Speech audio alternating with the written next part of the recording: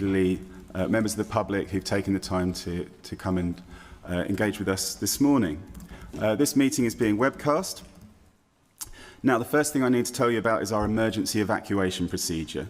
If the alarm sounds again, it won't be a test this time, so please leave the room calmly via the lobby area and the main front door of City Hall, turn right, walk down the ramp towards the cathedral and assemble at the assembly point there in front of the cathedral. I need to advise everybody that Councillor Kerry Bales is no longer a member of this committee and Councillor Paul Goggin has joined.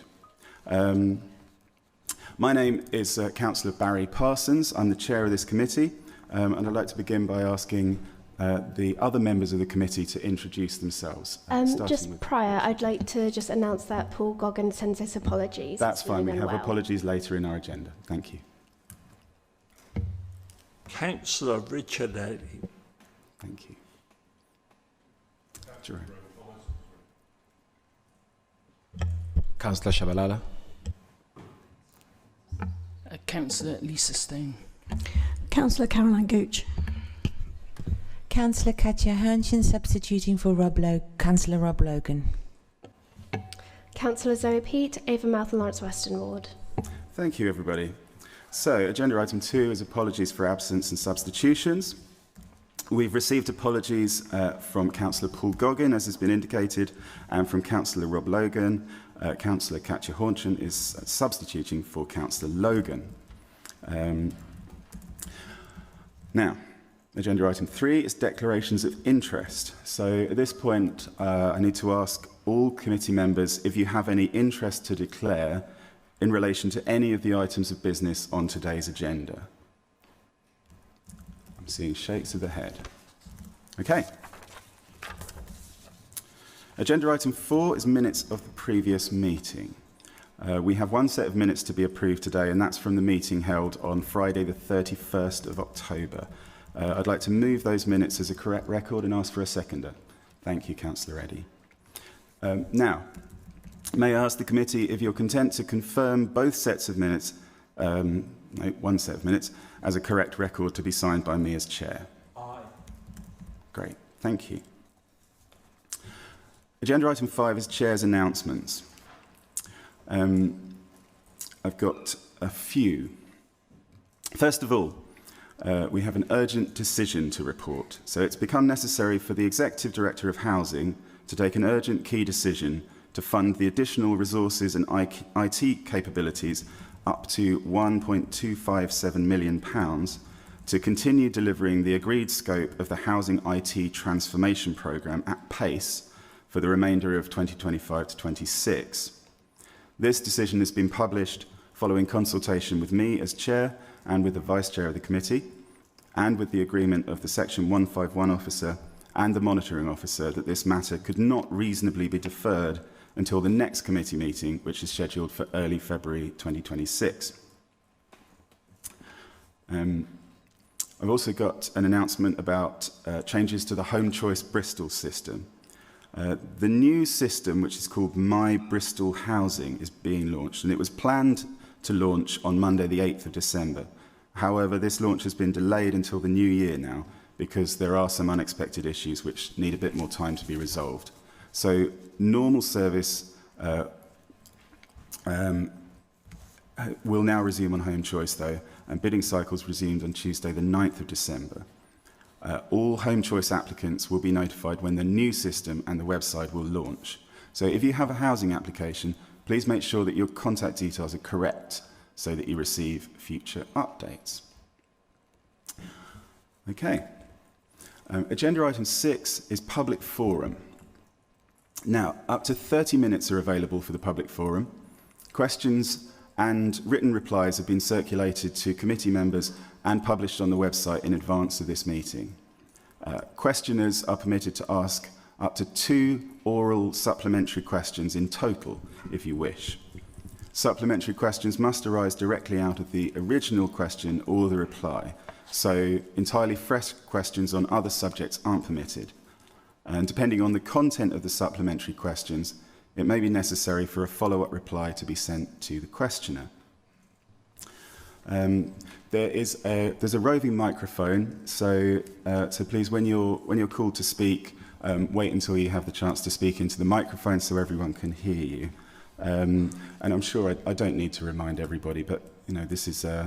I'm conscious that one of the items on today's agenda is particularly emotive for many people. So, obviously, please treat each other with respect and courtesy, as I know you always do.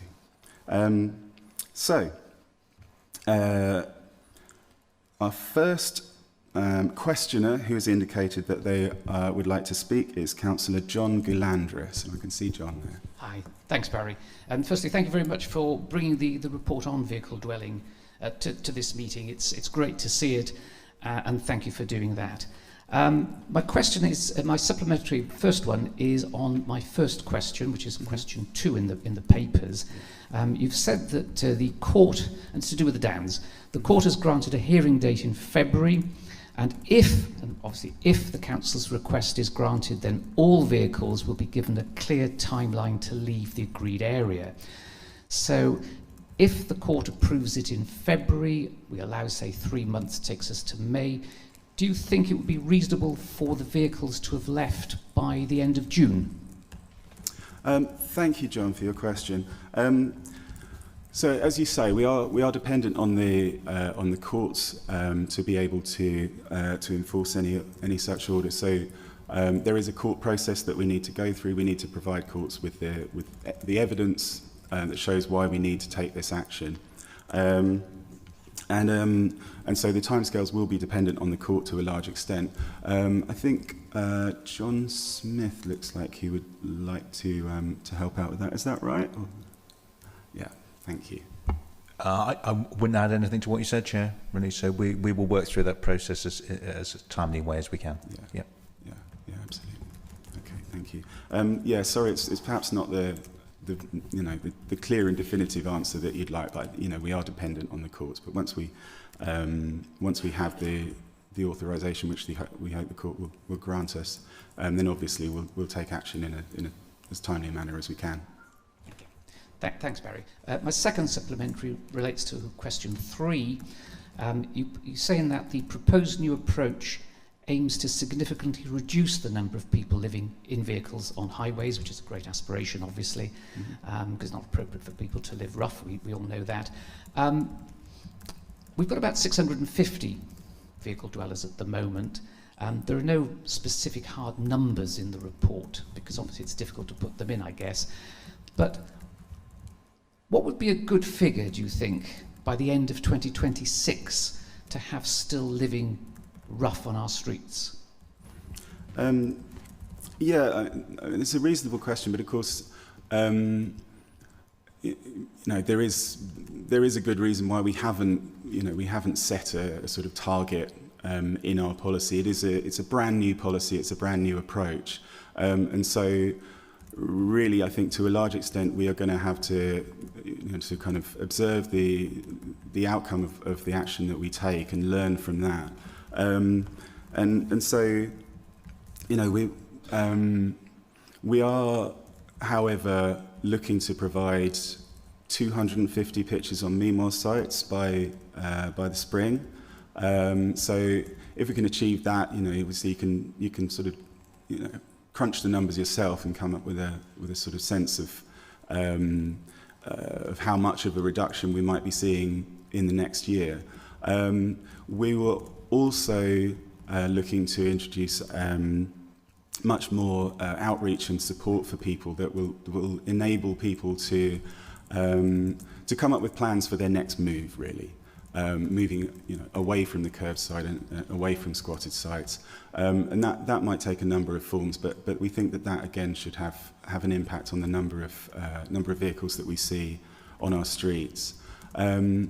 So we are going to come back in the new year with a report detailing how we're planning to implement the policy if it's approved by committee today, and we've said as part of this that we'll be reviewing after 6 months to see how things are going. So we might be able to get some sort of firmer numbers by that that sort of stage. But I think at the moment we are very much in a sort of testing and learning phase.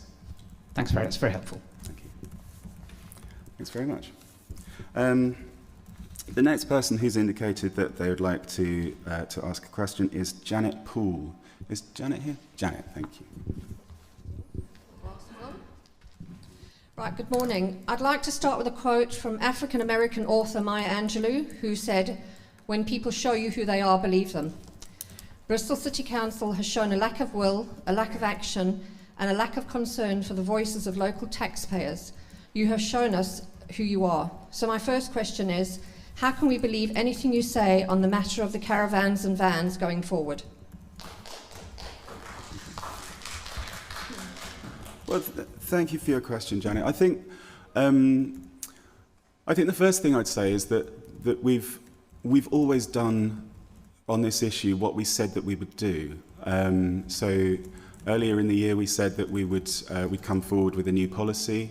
We're doing that today. We said that we would consult with people across the city, both house residents and people living in vehicles, and we've done that. We said that we would take proportionate action where required under the current policy, and we're doing that. You know, you see that up on the Downs and elsewhere, for example. And we've said that we think it's very important that we balance clear enforcement with compassion and support for people living in vehicles, and we think that. In the policy that we're bringing forward today, we do that. It's always a challenge.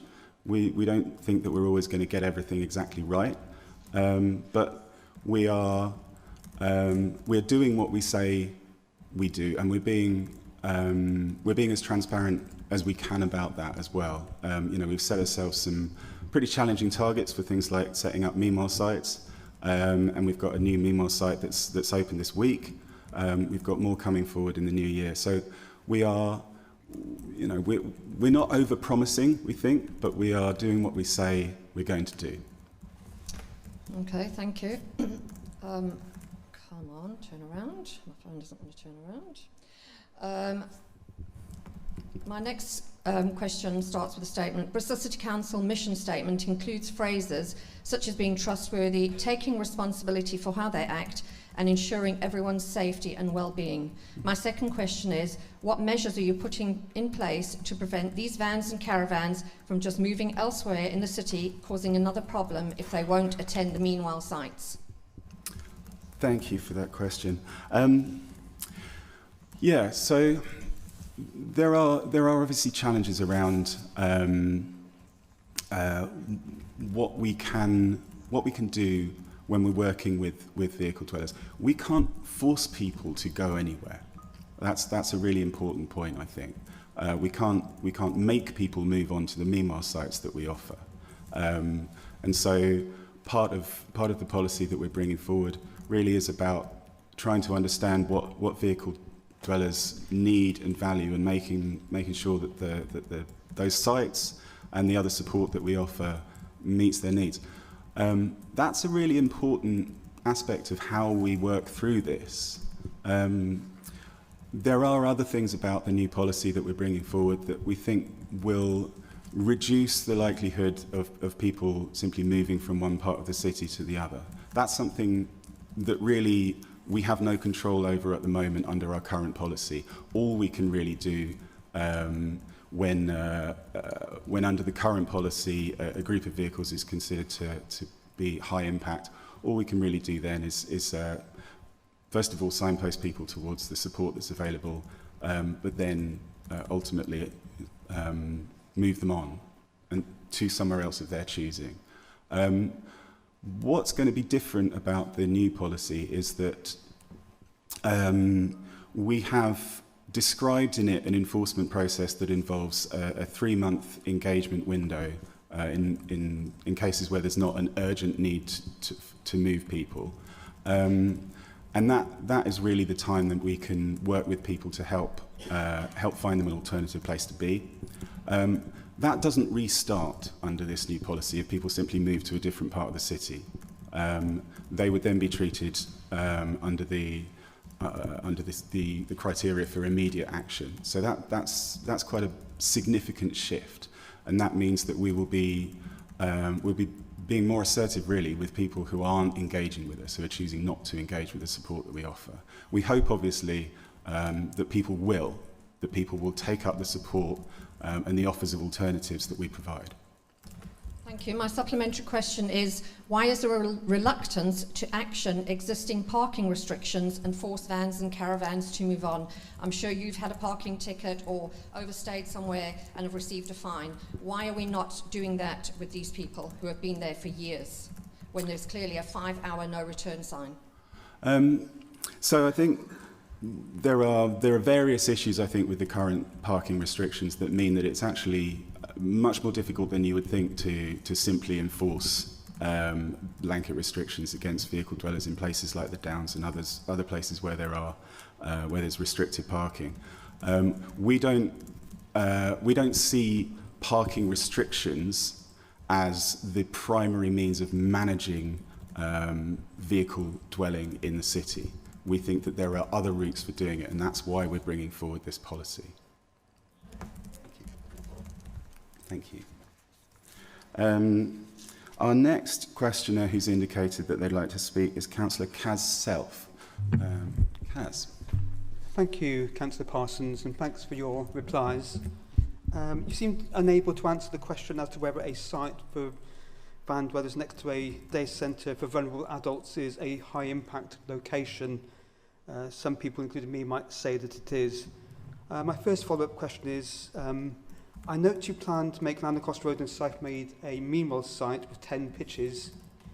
There are far more than 10 vans there last time I looked. So will your plans to make Landercost Road a meanwhile site need for it to be completely emptied from the current unauthorised van dwellers before it becomes a meanwhile site? Yes. Oh, thanks. Nice to get a straight answer from you. And you say you're looking to get 250 meanwhile pitches by next spring. Is your new policy basically going to be, let's get the van dwellers away from the poshest communities and put them where the poor people live instead? No. One of the things that we've always said is that we think it's really important that no one community is overly burdened by the impacts of development, and you know, meanwhile sites are a form of development. You know, they do bring you know, certain pressures on neighbourhoods as any other development will. So we are looking actively to find sites all across the city, and that includes in affluent neighbourhoods as well as in more deprived ones. It's a tough job to do, you know, because access to land in those places tends to be more difficult. But that's something that, you know, we've tasked our officers with doing, and they're pulling out all the stops really to identify those sites and get them up and running as meanwhile sites. Thank you. Okay, going through my list, I can see that the next person who has indicated they'd like to speak is Nivian Sanchez. Yes, hello. My questions are very similar to the question that the First Lady asked, but my supplementary question concerns the people camping right behind us on Branton Hill Park, which a month or so ago I went to a meeting and I brought that to your attention. Mm-hmm. And walking down through that park yesterday, I noticed that there were people still there. Now the answer is that there are people that rotate, so you can get rid of one batch of people and another set of people come in, and that is, and that's a problem. And how are you going to solve that problem so that there are no people sleeping rough in the city of Bristol in midwinter? Thank you, Nivian. And yeah, the issue of people sleeping rough in our city is a really challenging one, and it's something that our homelessness teams that are partners in organisations like St Mungo's, spend an awful lot of time and effort and whole careers trying to work with people to help them move away from often cycles of rough sleeping, where people will move onto the streets or into parks again and again, and it's something that our teams are always striving to work with. But again, under our current policy, the ways that we work with people sleeping rough is in a similar vein to what I was talking about just now with vehicle dwellers. We prioritise support for people. We prioritise assertively working with people in a way that helps to hopefully move them out of those cycles and into recovery. On the specific groups on Brandon Hill, I'm not very up to speed with the specifics of what's happening there. So I think we'll ask our officers to get back to you with some more detail on that, if that's okay. Do you have a second supplementary question? Okay, thank you. So that is everyone who's indicated that they would like to ask a supplementary to their original question. Is there anyone else here who's asked a question and would like to ask the supplementary? Please raise your hand if so. No? Okay. We're going to move on then to public statements. With public statements, I and the members of the committee have read all the statements, and they've been published on our website. So you have the opportunity either to read your statement if you'd be more comfortable doing that, or you can speak to it if you prefer. We have a reasonable amount of time actually left for public forums. So I'll ask people to be concise, but I'm not going to put a specific time limit on anybody. And our first public statement comes from Councillor John Galandris. John. Thanks, Chair. It's very dangerous saying that there isn't a time limit, but I promise you I will be brief. The first thing I want to say, actually, is a big thank you to you, Chair, to Richard as Vice Chair, and to all the members of the committee in bringing forward the report on vehicle dwelling. It's a big thank you because for a long time, as a city, we have tried to ignore the problem. We've tried to kick the can down the road, and that really isn't acceptable. So after many years of inertia on this issue, under previous administrations, which saw a massive escalation in vehicle dweller numbers, I'm really pleased that this committee has recognised that something has to be done to stop the ever-increasing number of van dwellers on Bristol streets. That's a really positive step, so thank you for that. I'm sure everybody agrees that sleeping rough on the curbside, in a van or without a van, without facilities, is not a sustainable way of living. It's not good for the people themselves, it's not good for residents, it's not good for the image of Bristol. So thank you for taking forward this really important issue. The dilemma you've got is how you tackle it, and that is a dilemma, and that's obviously for you and the committee to work out. My observations are that there will be a dilemma between compassion and enforcement, and getting that balance right is going to be difficult. Some cities like Torbay have erred on the side of enforcement. We may take a different view. It'll be a political view that has to be taken. There is the danger, I think somebody mentioned it here, of what I call the whack-a-mole approach, where we do move vehicle dwellers from one part of Bristol but only to another part. That's not a solution. That's just a temporary sort of move. And timelines. I personally would like to see some more figures and some timelines. That's probably because of my background in my career, but I accept that it is going to be difficult.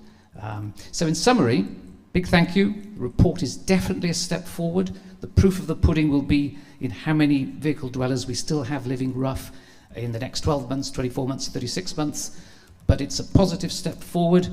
Thank you, Chair, thank you, Vice Chair, thank you, Committee, for all that you're doing on this subject. Thank you. Thank you, John, and thank you for your support and for all of your engagement and your work as, I'd say, a critical friend to what we're trying to do here. Thank you. Our next public forum speaker who's indicated they'd like to speak is Andrea Willis. Andrea, are you here? I'm not seeing a hand from Andrea. So, I think, sorry, this is a bit confusingly formatted, but I think that is it for everyone who's indicated that they would like to speak to their statement. Is there anyone here who has submitted a statement in advance of this meeting and who would like to speak to it now? No? Okay.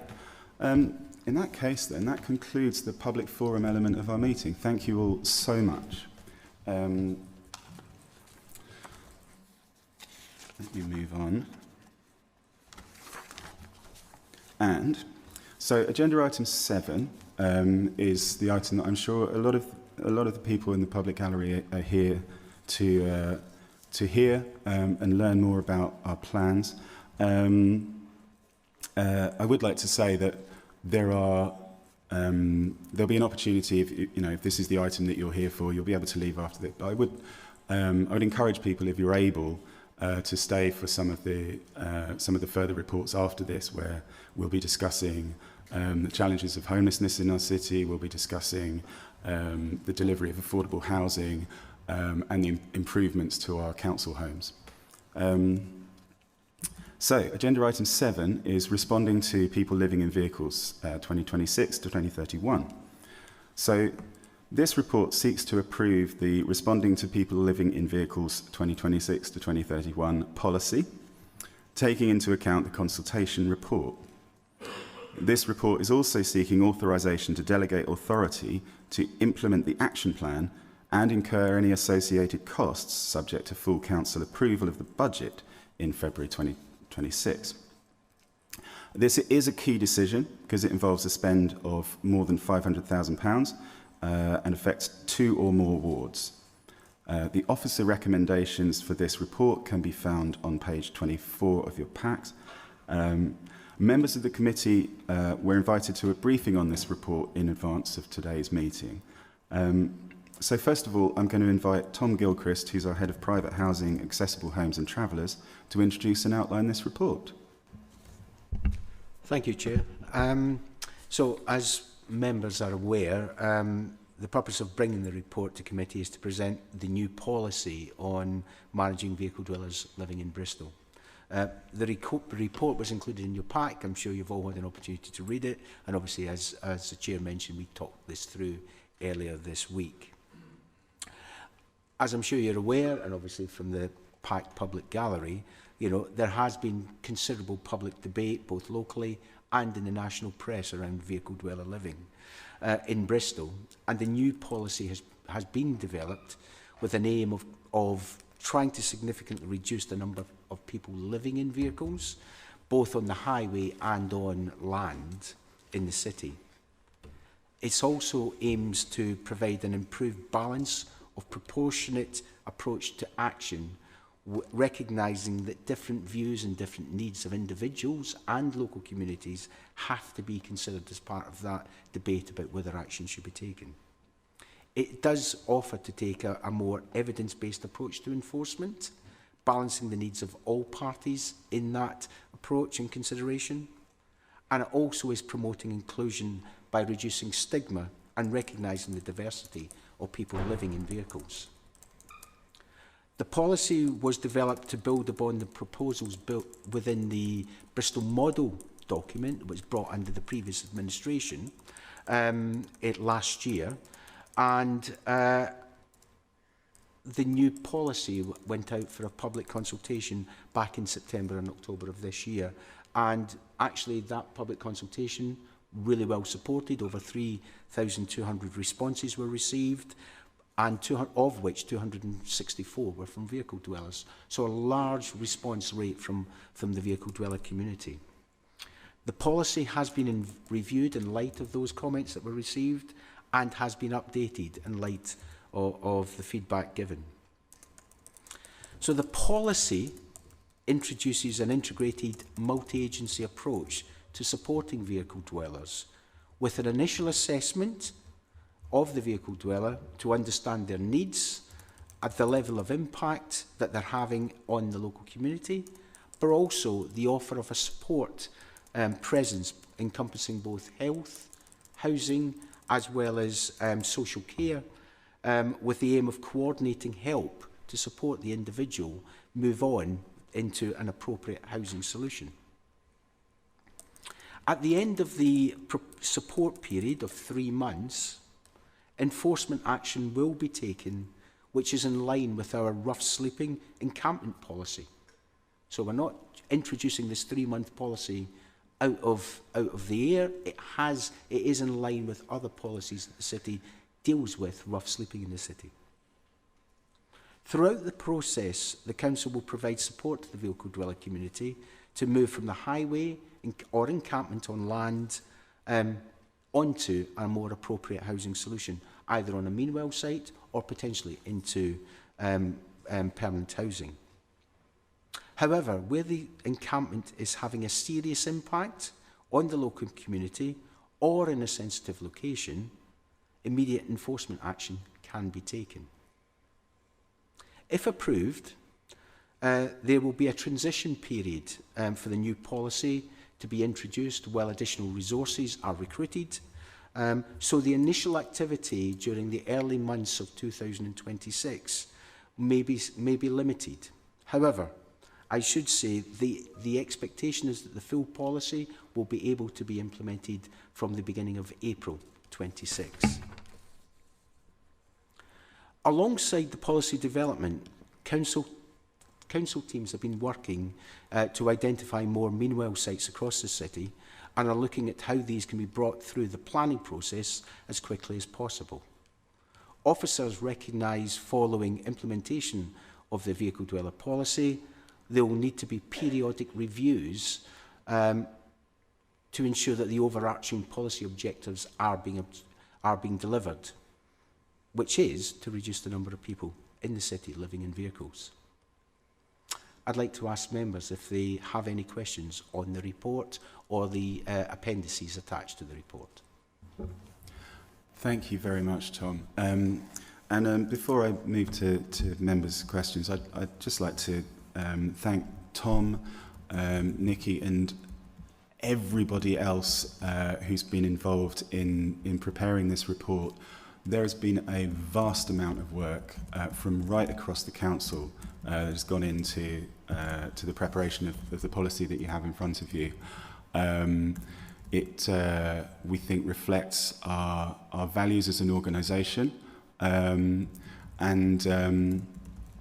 we think that it's a really transformative step in how we approach the issue of vehicle dwelling and how we support vehicle dwellers and neighbouring communities across the city. And one thing that that Tom said, I think, is really important there as well, which is around the consultation. So we had a huge consultation. We had well over 3,000 responses, including hundreds from vehicle dwellers themselves, and that consultation has had significant material impacts on the policy. You know, you can compare the policy as was drafted previously, and you can see the policy that we have in front of us now, and there are some significant changes based on that. So it really shows, I think, that we're listening to the city. And I'm going to go to Councillor Peat first. Likewise, thank you so much for putting this report together. It's extremely thorough, and I appreciate you recognising that the work on this began in the previous administration. But page 40 says that in the event a vehicle dweller agrees to transfer to a Meanwell site but there is not sufficient capacity, they will be added to a waiting list. And if there is a realistic chance that a pitch will become available, then the enforcement period will be paused. What about in the event where they have agreed, there is no available pitch and there is no time frame, or that the time frame is deemed unrealistic? And as I suppose a supplementary to that is, when does a time frame become unrealistic? Thanks for the question, Councillor Peat. I think it's an interesting question, and certainly at the moment, during this transition period, if the policy is approved today, actually getting the number of vehicle dweller sites available to be used and moved on to by vehicle dwellers will be a challenge. I think the difficulty that we've got in relation to this, to the delivery, is at this stage we really don't know what demand will be from vehicle dwellers to move on to those 250 aspirational pitches that we're looking to bring forward. We do know that the site that we opened earlier this week at the Blake Centre up in Lochleys, there was a massive over-demand for residents wanting to move on to that site. So to answer your question about where, if a site pitch isn't available, but where a vehicle dweller is prepared to move on, I think it will depend on the situation and the circumstances of that particular vehicle and the individual, and obviously the issues being caused potentially to the local community. If there are serious impacts being caused by that particular individual or that group of individuals, then obviously there is an option within the policy that immediate enforcement action will be taken. But, as I said, it will depend on the situation that we find at the time. Thank you. Thank you. I have Councillor Stone next.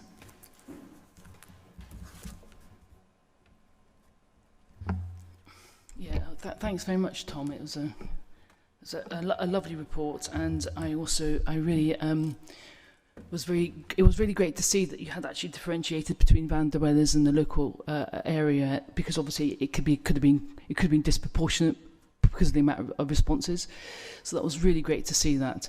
Now, throughout the report, I know that we mentioned meanwhile sites continuously, and I understand the importance of bringing the meanwhile sites, and that is seriously is important. However, 250 may not be enough. As we know, we have 600 or more van dwellers. My question really is that how and when are we going to implement permanent sites, and whether or not we can actually maybe amend the report to actually, at least state somewhere in the report that permanent sites are an aspiration of the council. Thank you, Councillor. I have to say the policy has been developed throughout, and the consultation was on the basis of utilising meanwhile sites for vehicle dwellers. We do have permanent sites in other circumstances, particularly we're working on that for Gypsy Room and traveller population. The intention, we've set ourselves the challenging target of providing 250 meanwhile pitches on meanwhile sites as part of this. However, we have a team working very closely with our planning team to identify sites and bring them forward, and the intention certainly would be to have a rolling utilisation of sites as they're available, because typically they're sites utilised for development, not always.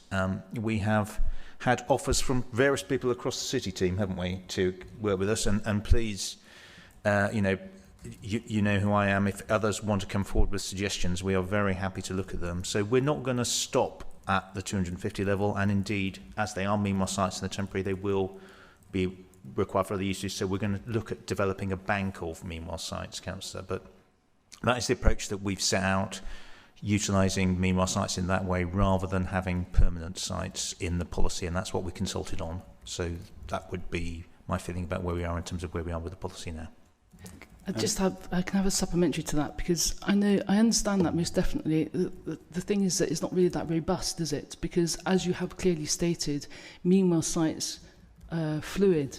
They're fluid, and sooner or later, we end up with sometimes more meanwhile sites than van dwellers, and then other times less meanwhile sites than van dwellers. However, if we had permanent sites, then it could be a more robust policy if we could have at least an aspiration within this policy to be looking forward for permanent sites. Yeah, John. By the way, you said earlier, John, you know who I am, but actually for the members of the public present, please could you introduce yourself as well? Of course. Sorry, my name is John Smith. I'm the Executive Director for Growth and Regen. I've been working very closely with Sonia, who's the Executive Director for Housing, but I've been leading the team working on this policy. It's very much a cross-council team, because there's a number of different areas of the council involved, and I'm very pleased a number of them are here with us today.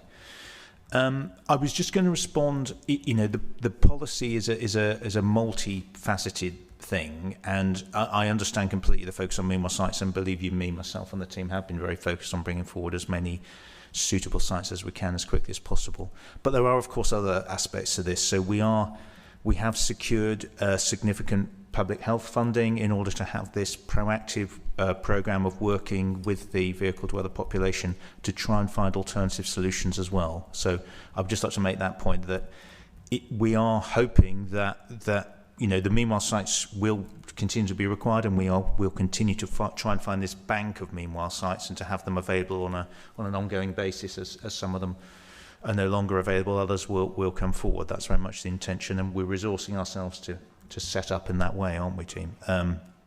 So that's the plan. But I mean, it is about trying to find a completely different approach with working with the population and offering alternatives as well. That's all I wanted to say, Councillor. Yeah, thank you, John. And yeah, I just wanted to expand a little on something that John said earlier, because this committee earlier this year, in fact, did authorise officers to look into the potential for permanent sites, and that's definitely something it's not by any means off the table. As John said, we're focusing really now on developing our rolling programme of meanwhile sites. But as John indicated, we've had people come forward who are interested in working with us as well. And what I think is a potentially very interesting route to look down is we've been approached by a number of people who own land in the city, and we know from some vehicle dwellers that they have aspirations to be able to move onto sites that they would be able to look after and manage themselves. I would be very interested in seeing the council sort of playing a kind of brokerage role there and helping bring groups of vehicle dwellers together with landowners who might be able to support them. Not everyone who lives in a vehicle, people have all sorts of different reasons for doing so. It's not everyone's long-term ambition by any means. A lot of people would prefer to be living, I think, in a flat, in a bricks and mortar home. For other people, for whom the element of freedom that it brings and so forth that we hear, those sorts of sites might be a valuable option. So I think that's something that we will want to be exploring further down the line, really. This initial phase is very much about providing people with options away from the curb, where they are safer, where they have more security, more access to basic utilities. And we'll go from there, I think. I've got Councillor Eddy next. Tom, this report is incredibly welcome, and thank you and the team for all the hard work put into it. Before I pose my questions, which are partly about transparency, because the report was comprehensive, reads like no, it doesn't read like, but it is the size of an old-style phone book. So it may be a bit impenetrable for members of the public. And Councillor Peat posed one of my questions, and John Smith answered another on meanwhile sites. My two remaining questions are this. Post-consultation, it was decided to amend the enforcement time to up to 3 months, which, as you say, is in accord with our rough sleeper policy. Whilst I understand the logic of this, there are some fears from settled neighbours that this timescale may allow things to carry on.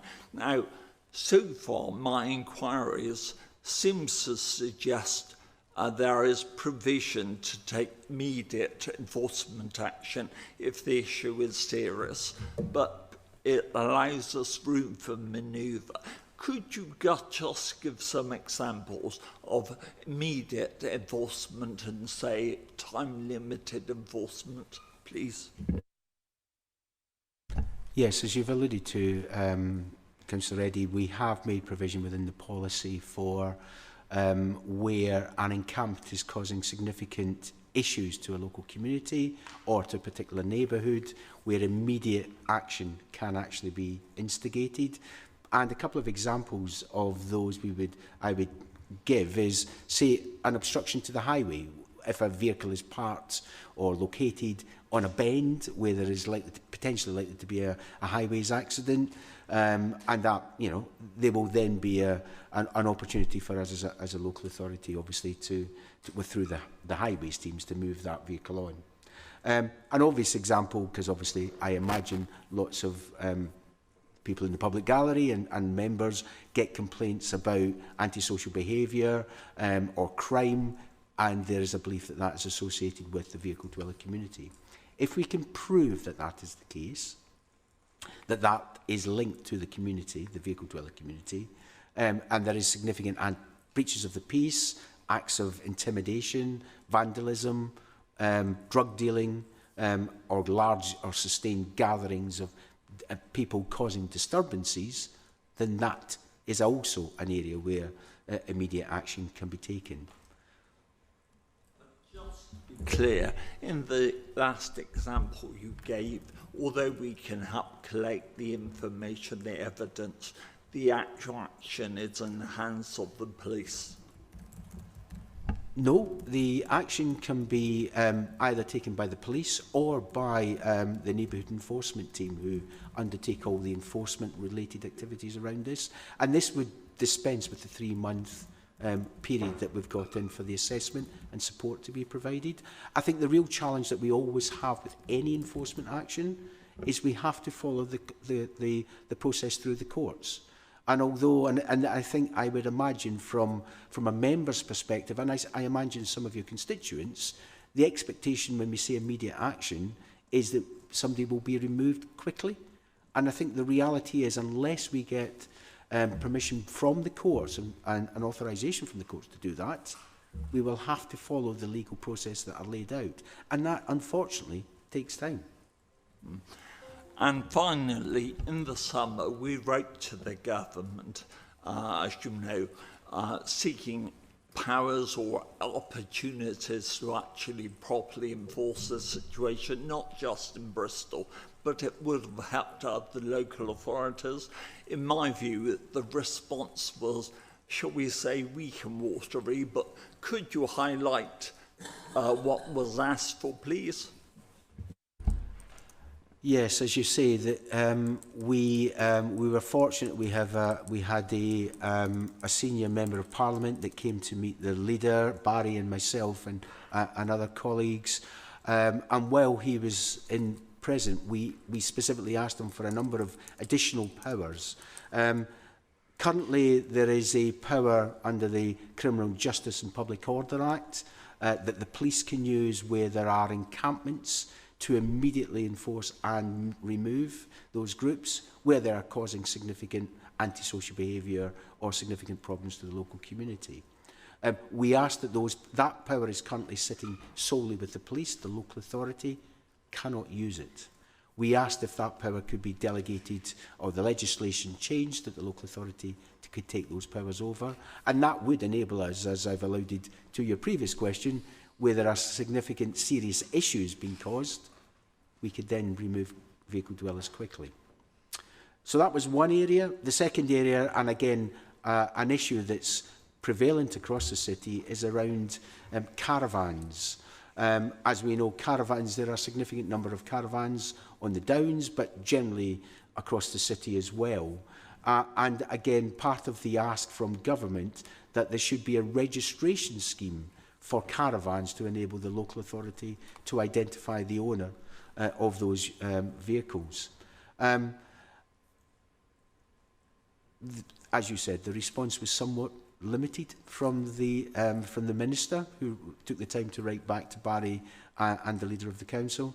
But he said he will keep it under review, and I think from our perspective, that is a start. I think the issue for us is if we don't raise the question now, it gives us the opportunity for ministers to consider it in Parliament. Thank you, Richard. Yeah, and that's definitely something that we are continuing to do. We had a visit from the Housing Select Committee, for example, recently, where we raised this issue again. You know, we know that the rise in vehicle dwelling is, you know, it's not a Bristol-only issue. We know that it's something that affects the whole country, and it comes with challenges, and it comes with costs to a local authority like us. We are investing in this new programme, and if the committee decides to approve the policy, we'll be investing further in it. We think that we are pioneering a new approach, and it's something that other local authorities and governments should take notice of, and should be resourcing appropriately, as well as providing the powers that have been mentioned that we've asked for. And that's something that we're going to continue to make the case for. I've got Councillor Shabalala next. Thanks, Chair. Thanks for your presentation, Tom. Can you just clarify in terms of mean well sites? Obviously, they contribute towards a silk contribution, but when they are used, they reduce that element. As the Chair mentioned, we are investing into it. What's the cost benefit that's been kind of removed in terms of that sill element? That's one. Another question is really more around the water, sanitation, management on sites. I think it would be really good to just get a clear highlight on how that will be managed. And equally, is there cost implications for those that would be using the sites, and what exactly would it be that they are contributing towards if we're to brand that as service charges, because this is more of an improvement of facilities. So as you're providing those facilities at cost, what are you aiming to gain back so that this model is self-sustainable? So in that self-sustainability piece, you mentioned that there was a grant from public health and so forth. I want to understand if we are working on a financial model that makes this self-sustainable for other sites, especially when we start to get to the point where we're looking for permanent sites as opposed to being grant dependent and funding. How is the financial modelling of this working out? Thanks. Thank you for the questions. And actually, it is quite interesting about the financial modelling around mean well sites. We've had mean well sites in Bristol since the COVID pandemic. Ian and other colleagues established those sites, and we at that time found there was a huge demand for vehicle dwellers to use them. And obviously during the COVID pandemic, we were fortunate with government funding that those sites were free. Obviously, as the model has moved on and that government funding ended, obviously the continuation of mean well sites then started to give us the opportunity to charge users of those sites what we believed at the time an appropriate fee that would cover all costs for managing the sites. And if you think a mean well site is really basic, and Barry and some of the press who are here today actually saw the Blake Centre earlier this week when we opened it, and there's a cold water supply, and there's toilets, and bins. But other than that, there's nothing else. These are basic sites. So there is a charge. There is a weekly charge that residents have to pay to use a mean well sites. And all of the current sites and ones coming forward under the new policy will have to pay to use those. In relation to sustainable income from those sites, however, the current sites pay for some of my colleagues who are here today. That pays for them. We are fortunate because of the massive expansion of sites over the next 3 or 4 months. We have got council support because there is a lot of infrastructural cost to bring water supplies in, protect the sites and secure the sites. But once the site is there, actually the operational running cost is covered by the income that we receive from the rent. And obviously those rental costs potentially could increase over time to take account of inflation, etc. So hopefully that may resolve, I think, from your perspective, the business case for mean well sites. But there's certainly a demand. We've got a waiting list of people I think there's currently 90 plus people on the waiting list currently from access to mean well sites. In relation to the cost implications, I think, as a local authority for not providing mean well sites, that I think is a much bigger problem. as we know, taking enforcement action, going through the courts, cleaning up waste left by vehicle dwellers who are on the highway and are not behaving appropriately is expensive. So the reality is being able to move people onto a mean well sites, bring support and advice and help in to help them hopefully move on to more permanent solutions for their accommodation actually should in the long term reduce the overall revenue costs. And that was part of the business case that is included within the pack of actually trying to reduce the overall council's budget.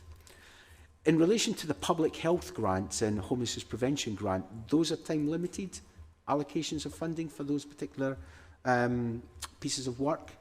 Because remember, the aspiration and the objective of the policy is to reduce the number of people living in vehicles.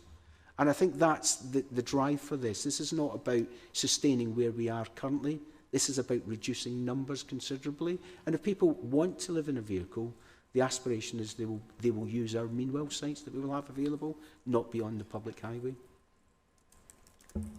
Thank you very much for that. And I'll finally just ask just a smaller one. In terms of vehicle condition, so yes, we don't have a list of them, but in terms of vehicle condition, some of them, from what I've seen, are not even able to move to a mean well site.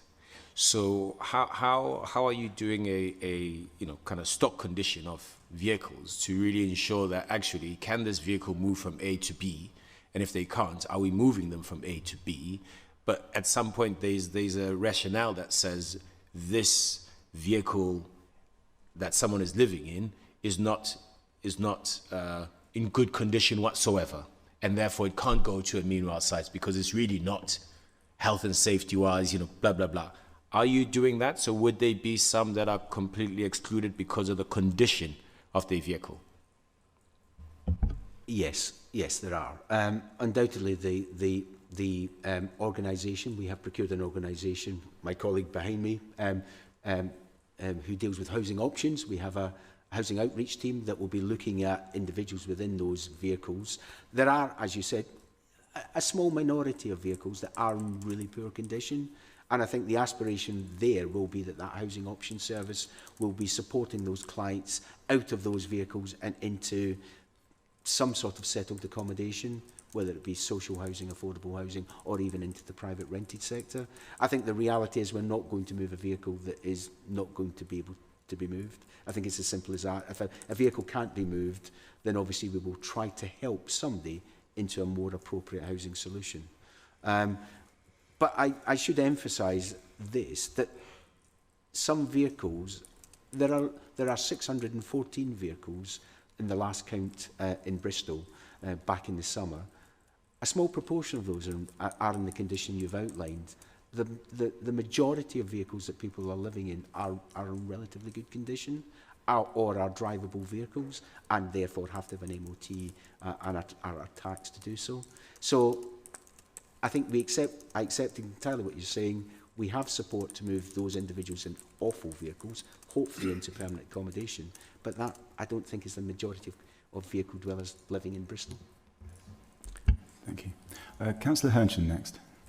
Hi, thank you, and thank you for bringing this report. I'm really glad to see that there's work done to help the actual vehicle dwellers and not just use enforcement, which is very encouraging to hear. But one of the issues that really concerned me was the ones you see, the categories that you call lifestyle choices. And there was one which I know you're going to know the answer to this. I'm going to ask this question: is those that cannot live comfortably or for their mental health choose not to live in shared accommodation, what we know as HMO, what I'd prefer to call as forced sharing.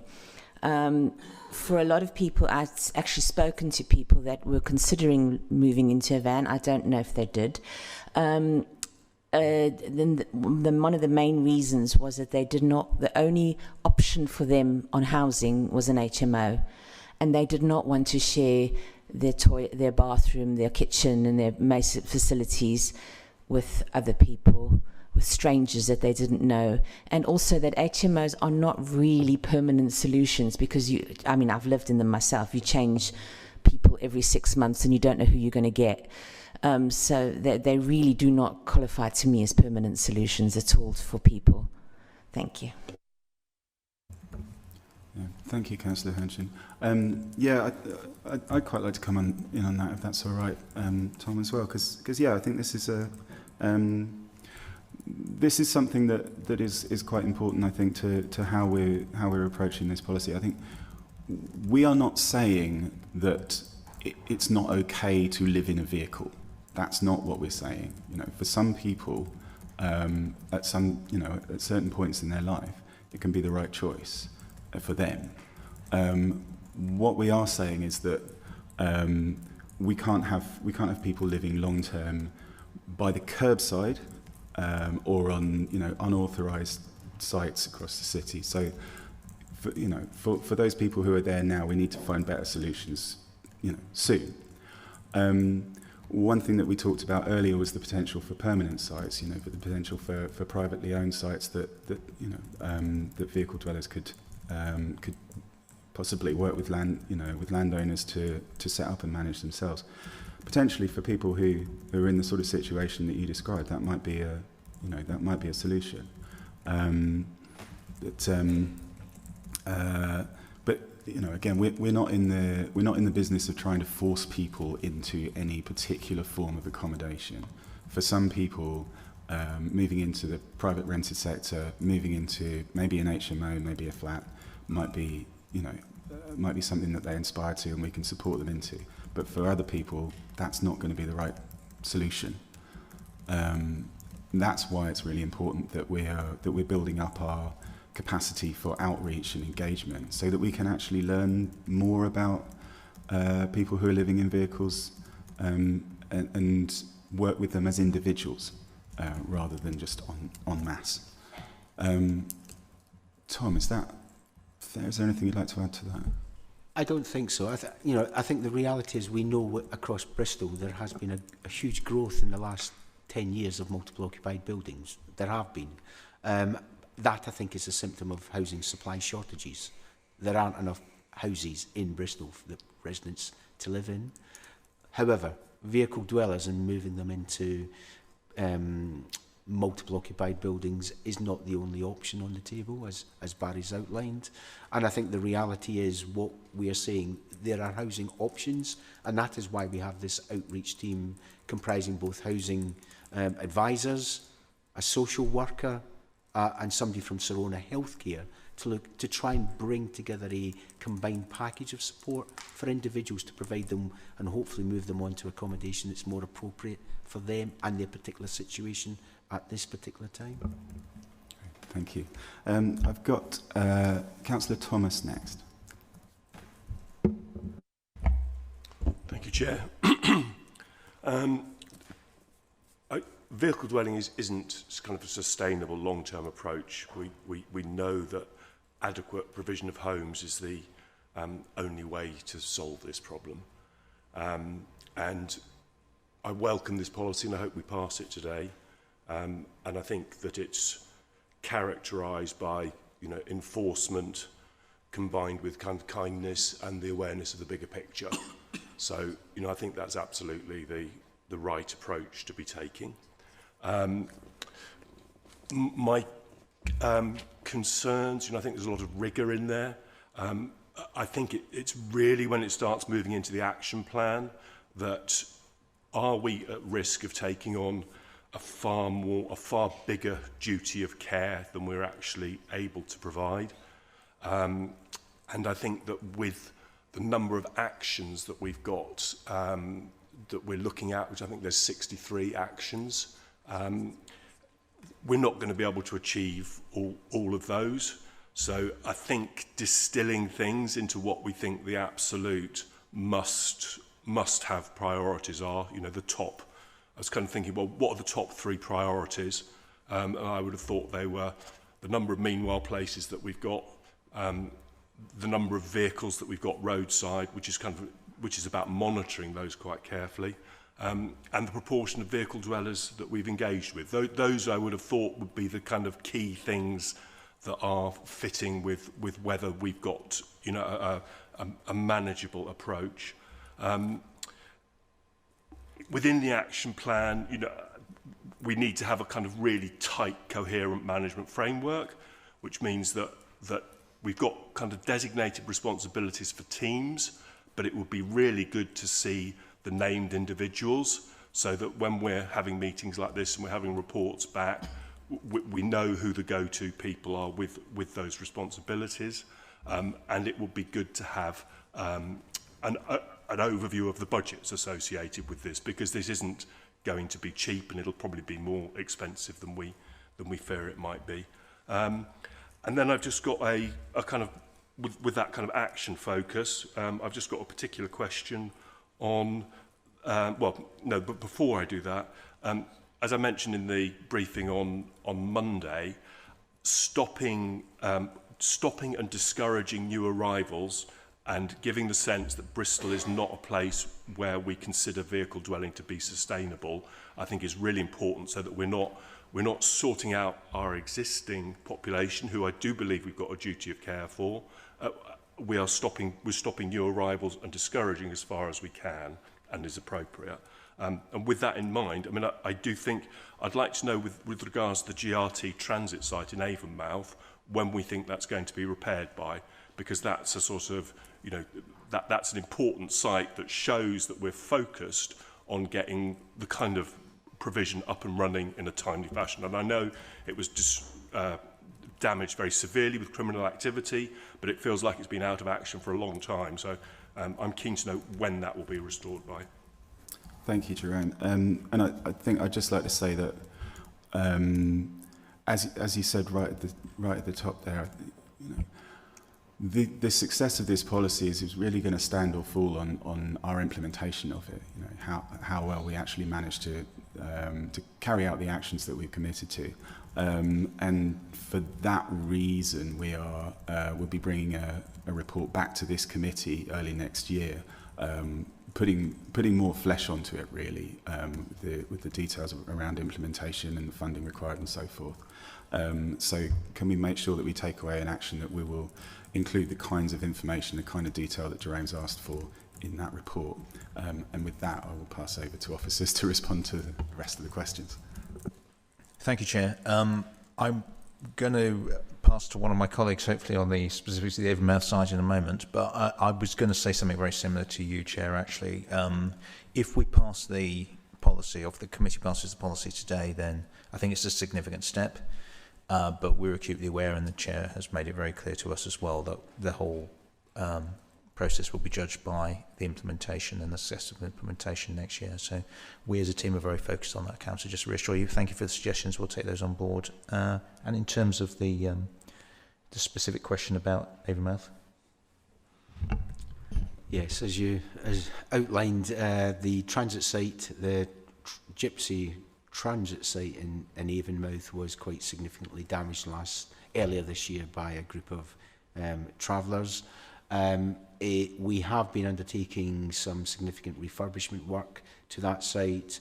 A report was brought to Housing EDM last couple of weeks ago with some proposals about the future of that site long term.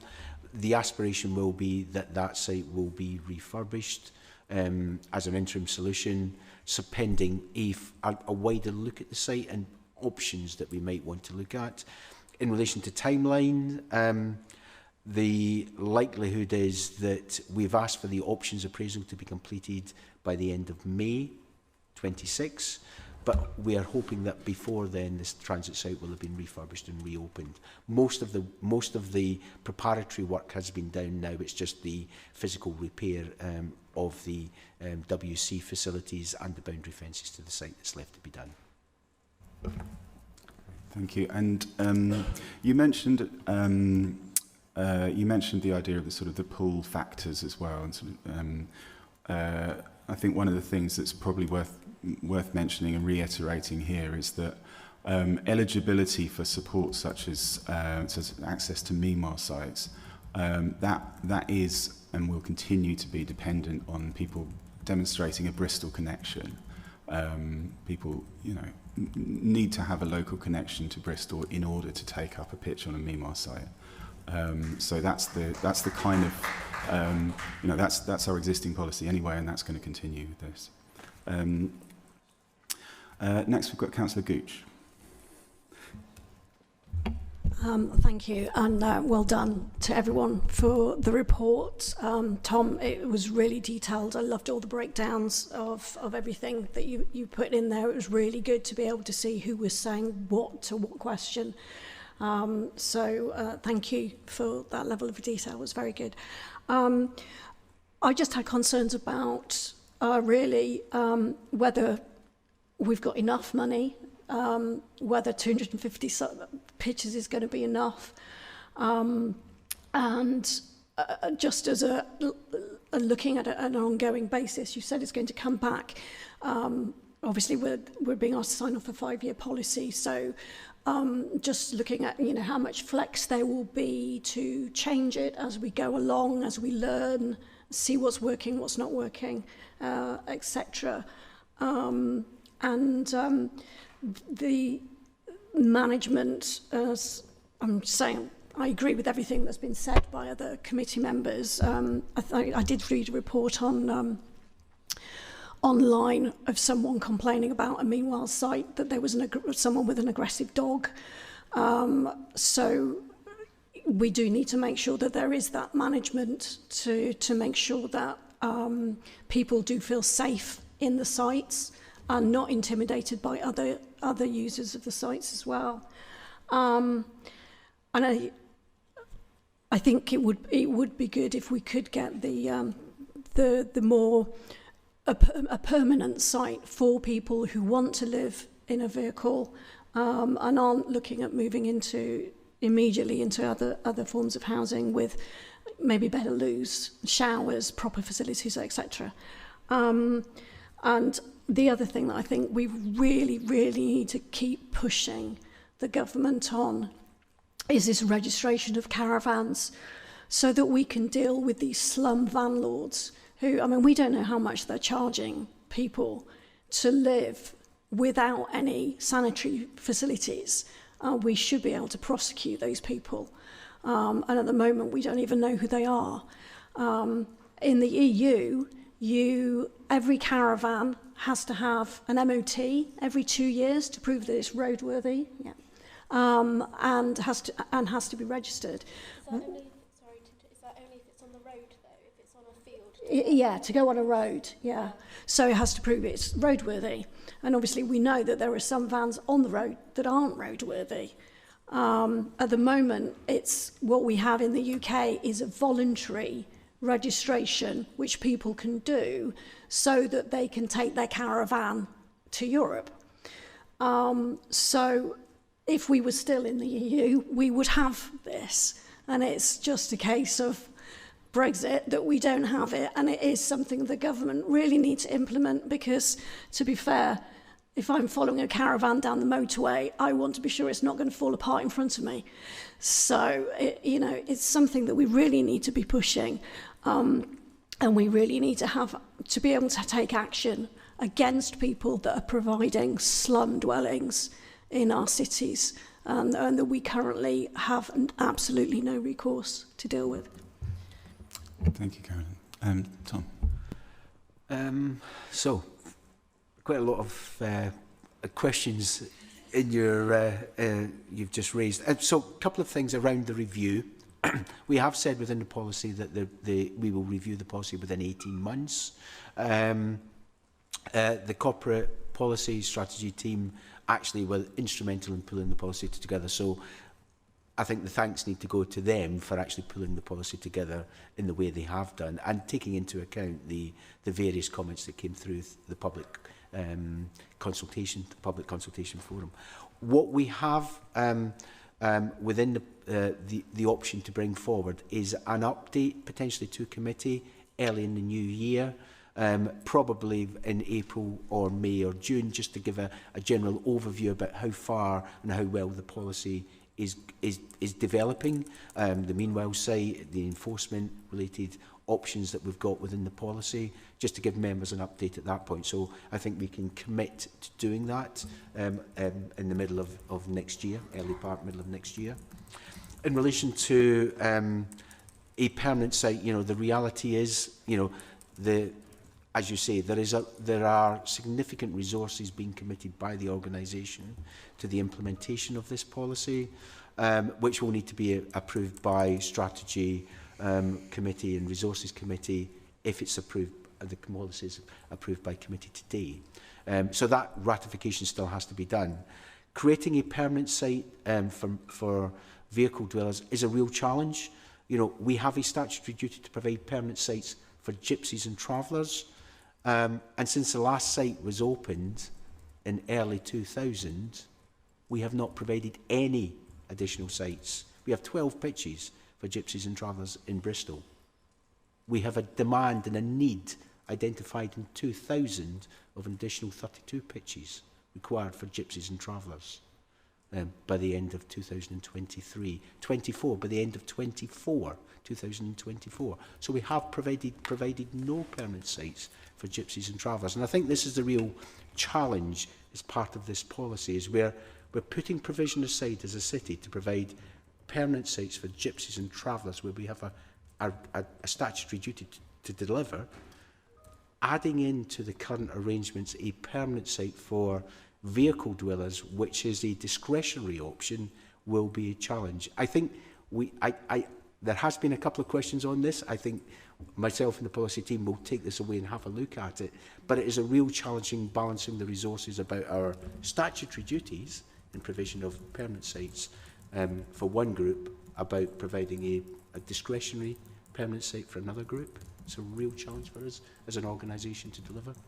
And as you can imagine, permanent sites, by their very nature, create concerns for local residents. And, you know, the reality is opening any meanwhile site, by its very nature, the GRT team and colleagues receive an awful lot of feedback from local residents and from local councils about proposals around this. And obviously we heard earlier about a potential site in Lanercost Road.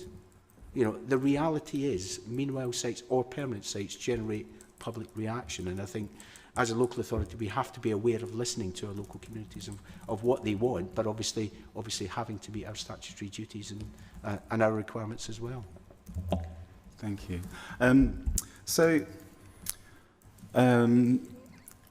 Every member has had an opportunity to ask their questions so far, which I think is great, because this is obviously a topic with considerable public interest. We do have some more follow-up questions and things that have been, I'm sure, prompted by the discussion that we've had so far. We're going to start going back to members who've been very patiently waiting with their hands up. So I'm going to start with Councillor Peat. Thank you so much. I appreciate we've got several other items on this agenda, so I'm going to try and keep it as short and sweet as possible. So I'm referring to pages 45 and 44 of the report. So I would like to query some of the qualification criteria for meanwhile sites, namely that you will not qualify if A, you have a history of missing rent payments, and B, if you have a history of illegal activities such as substance abuse. Many people who end up van dwellers have done so because they cannot afford to privately rent in what is now the second most expensive place to live in England, as well as those who unfortunately suffer from addiction. I have two major concerns around these criteria.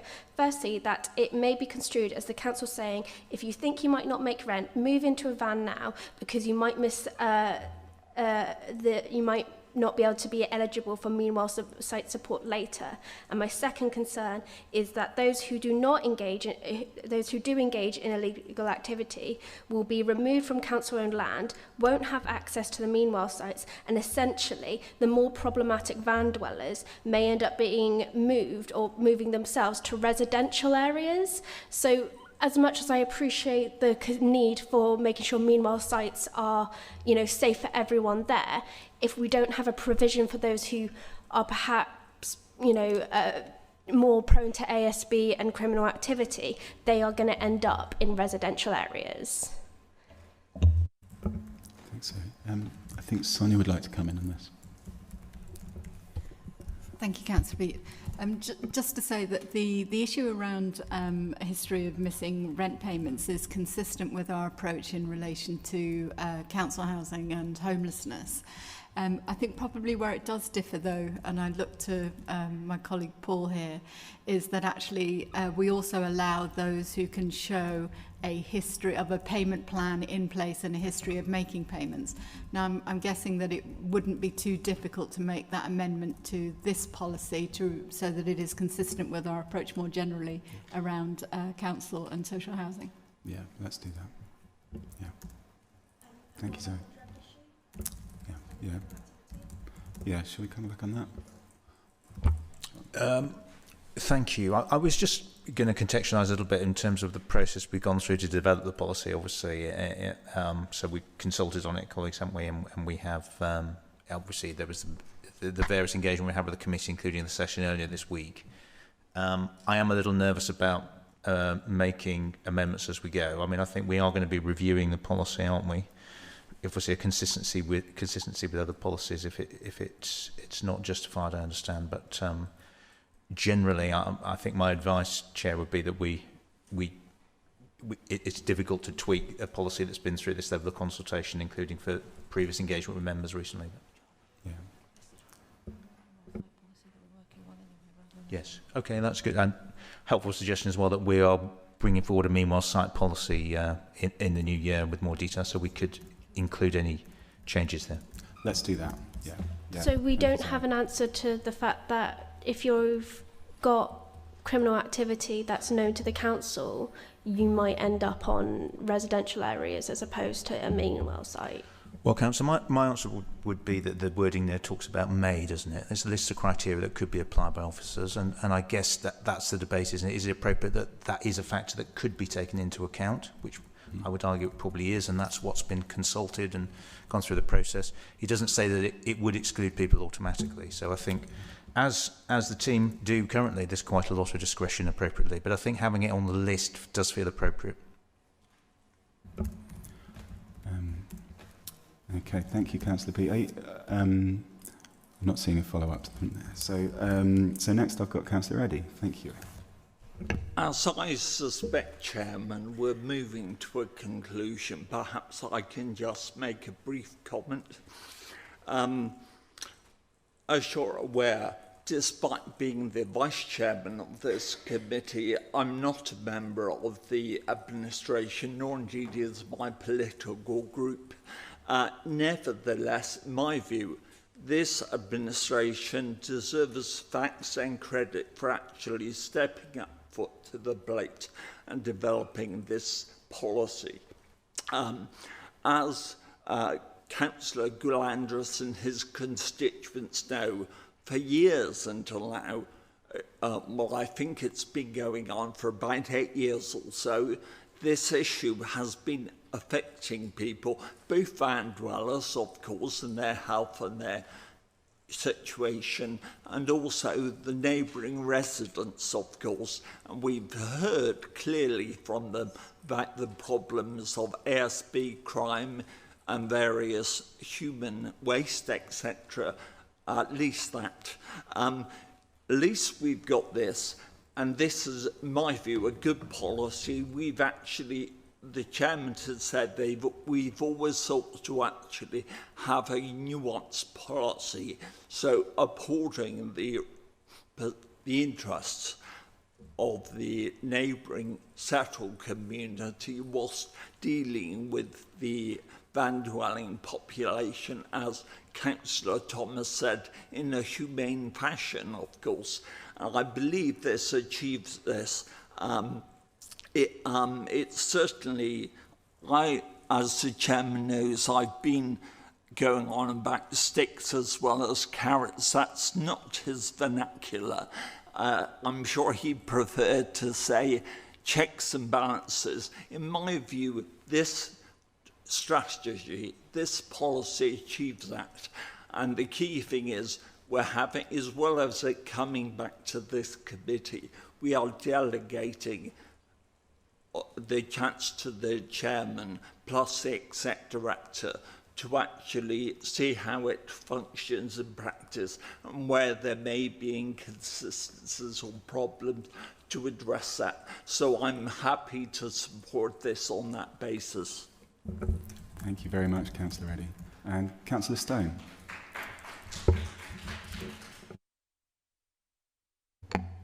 Thanks very much. I think this policy is a really massive, brilliant step forward to help in the problems that we have across the city. But I just want to quickly refer to Pefferbridge Road. To be honest with you, Pefferbridge Road is a road that I cycle past pretty much every day, and has an encampment on there, and it comes and goes, and to be honest with you, the area around Pefferbridge Road has been endangered. The river, the environment, the solutions there. I'm not quite sure what the solutions have been. The policy that we've had at the moment has not helped in any way, shape, or forward. I've seen burnt out caravans there. I've seen living conditions which were appalling for people living in this caravan site, and I've seen the environment literally decimated by the people there. So I can see this policy, could be a massive step forward. But in the meantime, you have said, as it's an action 31 actually, where where the council would like to identify some of the results in the survey and how we can go forward. So I was wondering whether or not in the meantime, because we only have limited meanwhile spaces in the future, I mean, we're only looking at let's quote again, 250 as compared to 630 or 640 dwellers. Could we not have a look at how we can maybe turn Pefferbridge Road into a negotiated stopping site? So a negotiated stopping site was mentioned as by one of the in the report, where you negotiate with the people living on the area to actually make sure it's clean, tidy, kept well. In the meantime, whilst we're going through, I suppose, in the way finding other solutions. Is that a possibility? Is that a possible kind of like added solution to our ongoing policy? Thank you, Councillor. Can I suggest, Chair, should we come back to you and the Councillor with just a specific some thoughts on that site?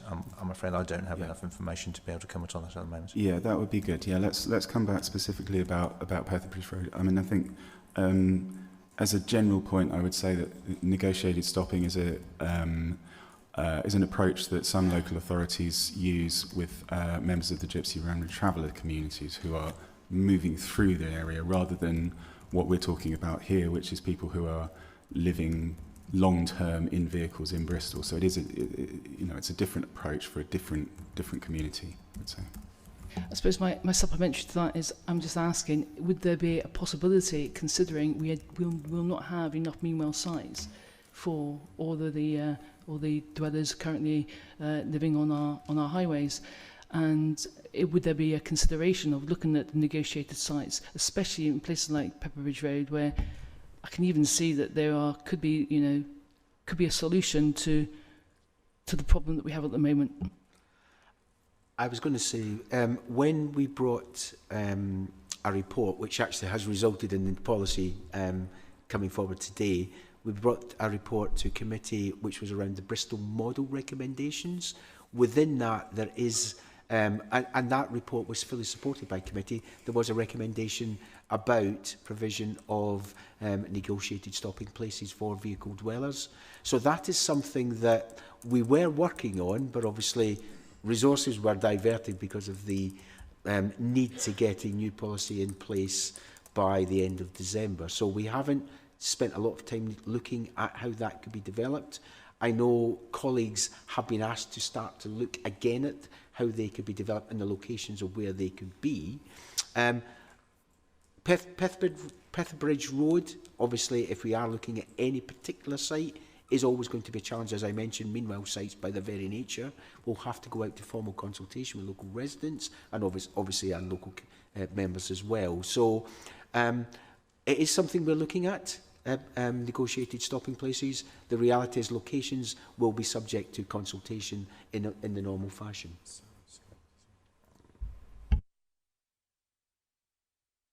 Okay, thank you everybody. Katja, Councillor Henshin. Just a minute. One of the questions I wanted to ask was on page 41. It says, what will the cost of creating the vans who have no, that's not the question, sorry. It's the other emails as well. Page 45, what will happen to the vans who we possess through CPR 55? Where will they be stored? How will they be gotten rid of? And where will the inhabitants go?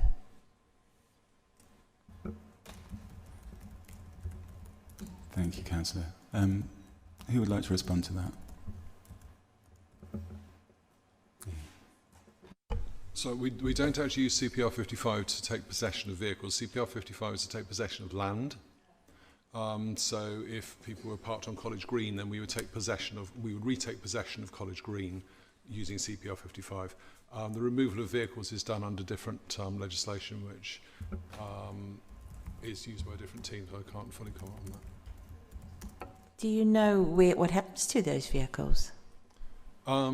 We have, vehicles have been seized previously. They're taken to, for example, where a vehicle on the Downs fell within the injunction area, so that vehicle was removed by the neighbourhood enforcement team. That vehicle goes to a storage yard where it can be reclaimed, and was reclaimed by the owner.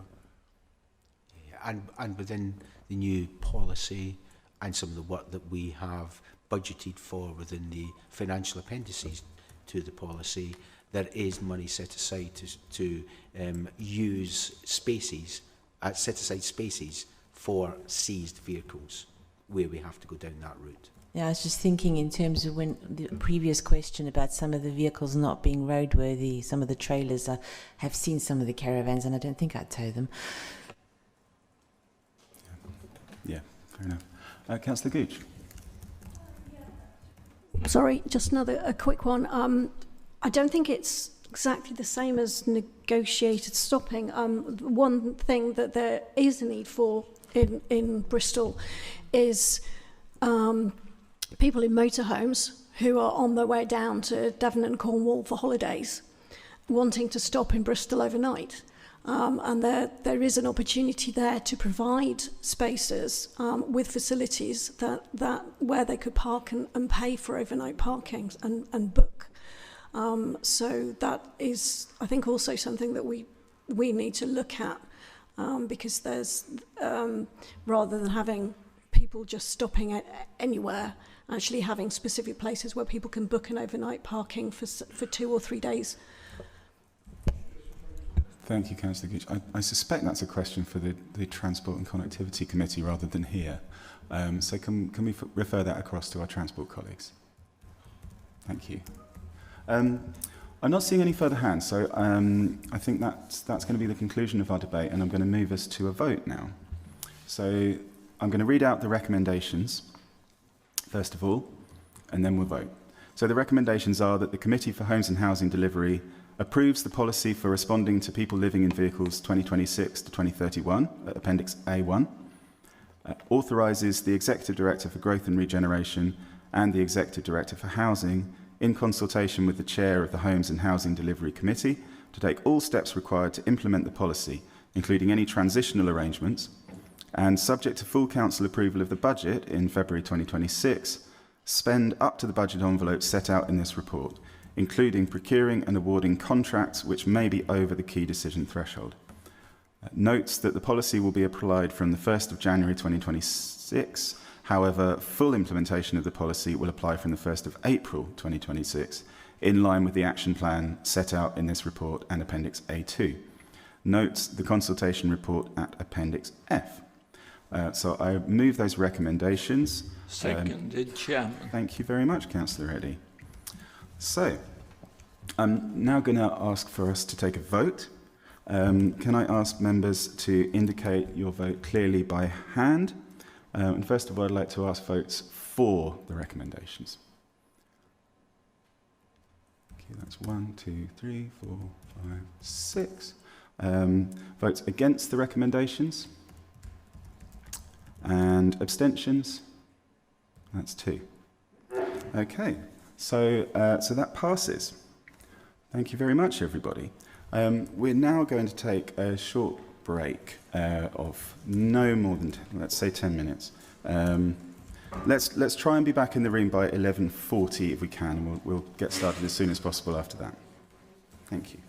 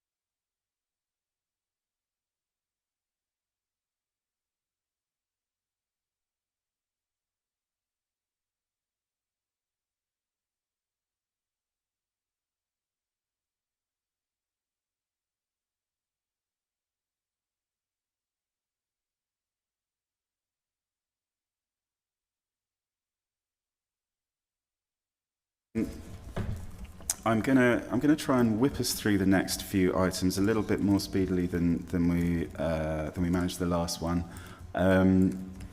There's a lot to discuss still, though. So let's focus on the business at hand, which is agenda item 8, the 25 to 26 period 6 finance forecast report for the HRA and general fund housing. This report presents the committee with the Housing and Landlord Services financial forecast as at period 6 against the approved budget at the end of September 2025. This report is for information only, and I'm going to invite Sonia Fursland, who's Executive Director for Housing, to introduce and outline the report. Thank you, Chair. Yes, so apologies from Martin Johnson, our Finance Manager for Housing, who couldn't be with us today. So essentially the report itself is the position for both the general fund revenue and capital and the housing revenue account revenue and capital.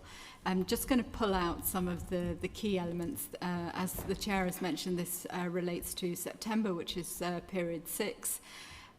The general fund revenue shows a forecast spend to budget, and the capital and overspend of 400,000. And I'll provide a little bit of detail on that. The HRA revenue forecast position was one of a £0.5 million overspend, and a capital underspend of 2.3 million. And again, I'll provide a little bit of detail in that. So starting with general fund capital, the overspend that's been forecast is in relation to the housing delivery programme of 0.2 million and the Tackling Homelessness Transformation programme specifically linked to MMC leasebacks, again of 0.2 million. The overspend within the general fund has been reprofiled across the life of the budget, and so actually there should be, at period 6, there would have been no material impact on the budget by forecast for year end. In relation to HR revenue, we're forecasting an overspend of 0.5 million, and that was actually a reduction against the period 5 forecast. But repair and maintenance spend is an area where we need to continue to take oversight. It's because I think annually it's our biggest driver for overspend against the housing revenue account. The main movements are for the increase across the budget. So there's been some positive variance in relation to service charge income of 0.9 million.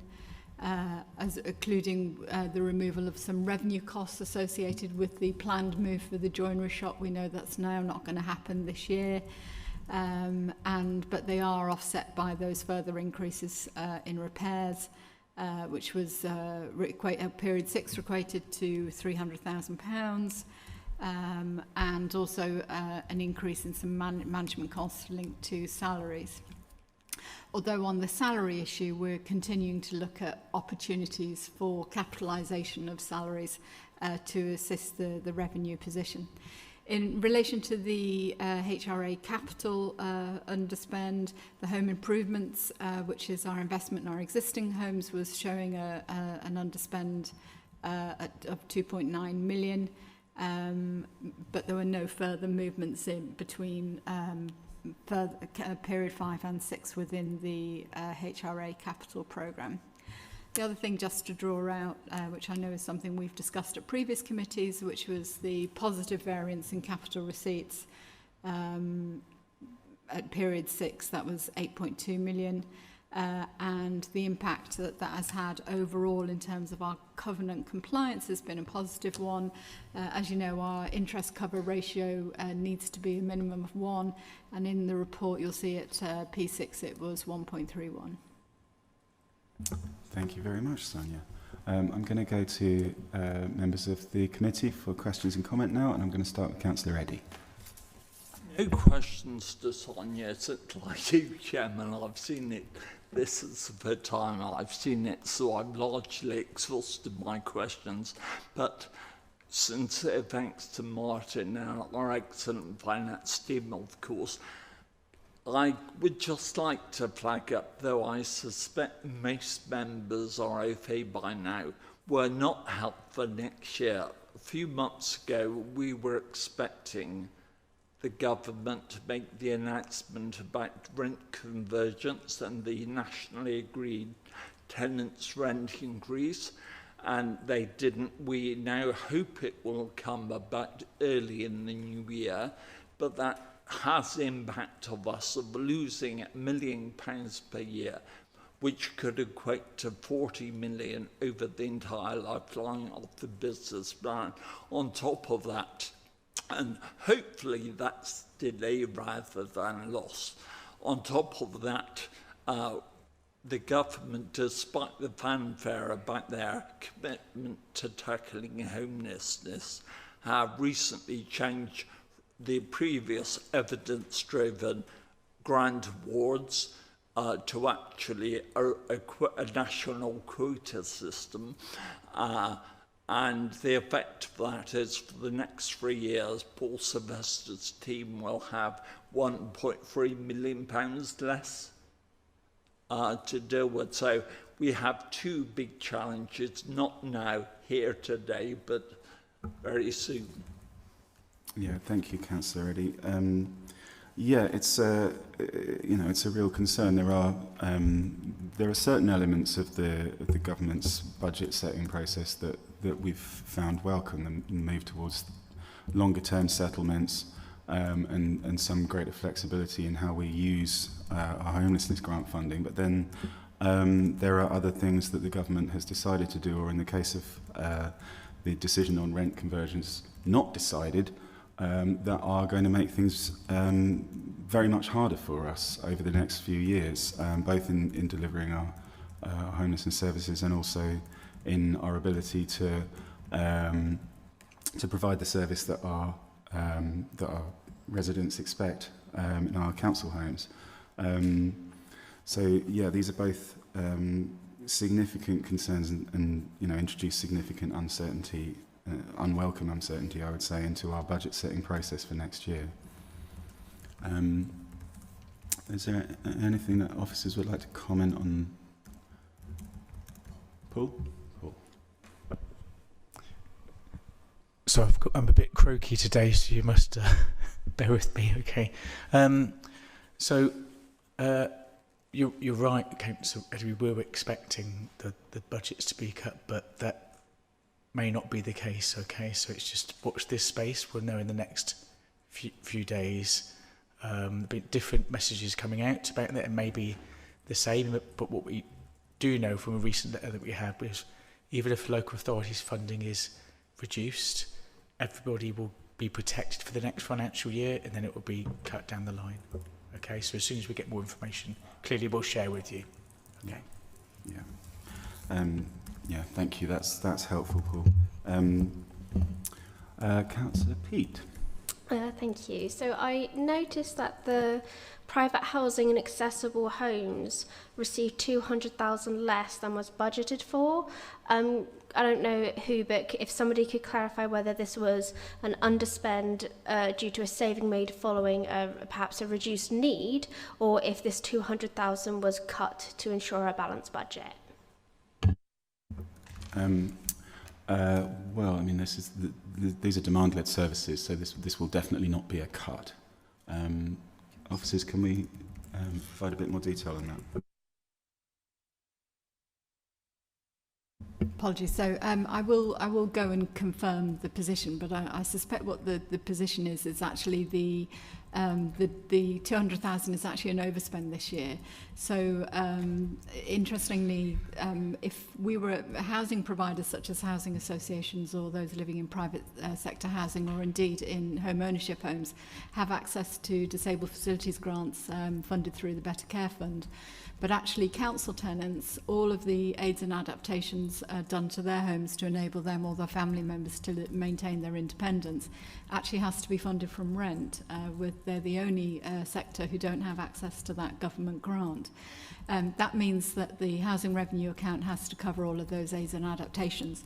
And because of the legislation under which those aids and adaptations are done, unlike the Equalities Acts, where we can take a view in relation to a reasonable adjustment and an unreasonable adjustment, for example, may be due to cost, we are not in that position. We need to meet the cost of these aids and adaptations. So actually we have very little freedom and flexibility in terms of cutting budget for this area. And so when we set the budget is normally based on what we know from previous years. But actually specifically in this report, I think the 200,000 is referring to an overspend in terms of the out-term position in September.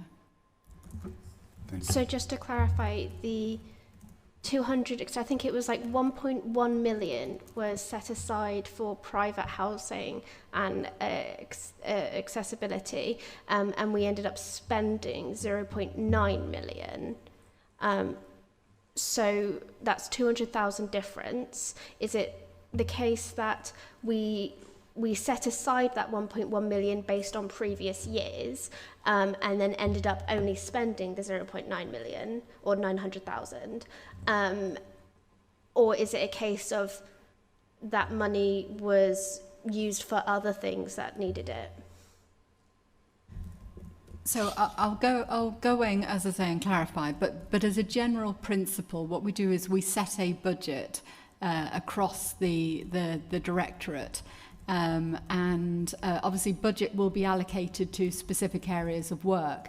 However, as we go through the year, if we find that one area is overspent and another area is underspent, and that element of the budget isn't ring-fenced for some particular reason, so some budgets, for example, may be linked to grants which are dedicated for specific things and we can only use them for those things. But if there is freedom and flexibility, we will move budget around. But all of the allocation in relation to aids and adaptations is HRA. So if we did get to the end of the financial year and we found that there just hadn't been as much demand, or the cost of the works that we had programmed into the budget was less than we had anticipated, that is tenants' money, and we would utilise it if we were overspending on other asset investment that we're making in residence homes. But I will look at specifically the detail around this, and we'll come back to you if that's okay. I would really appreciate that, because I think, if you move down the report into other agendas, it does say that one of the biggest things we're struggling with is providing accessible homes. So it would be good to see why that 200,000 is missing, or if it's just because other areas needed it more. Sorry, just to clarify, we wouldn't have taken money, we wouldn't have said to colleagues in private sector homes that, we need you to give this budget up so we can spend it on something else. As I say, it is one of the areas where we have no discretion. We are required, under our obligations, to meet the cost and the need in relates to aids and adaptation. So if there was an underspend, it wouldn't be because it was requested elsewhere within the service. Yeah. Thank you. Thank you. Thanks very much. And yeah, I think it's worth sort of reiterating the point that Sonia made about how adaptations are funded for council tenants. We see people living in our council homes. Like anyone else, we're experiencing an ageing population, which means that people are more likely to need these sorts of adaptations to their homes in order to carry on living independently. And we know that council tenants are more likely to be disabled than the general population in any case. So there's considerable need amongst our tenants for these kinds of adaptations to their homes and services. These have to be funded from within the housing revenue account, which means they have to be funded by rent. We lack government support as people living in most other tenures would get in order to be able to support people to get the adaptations they need.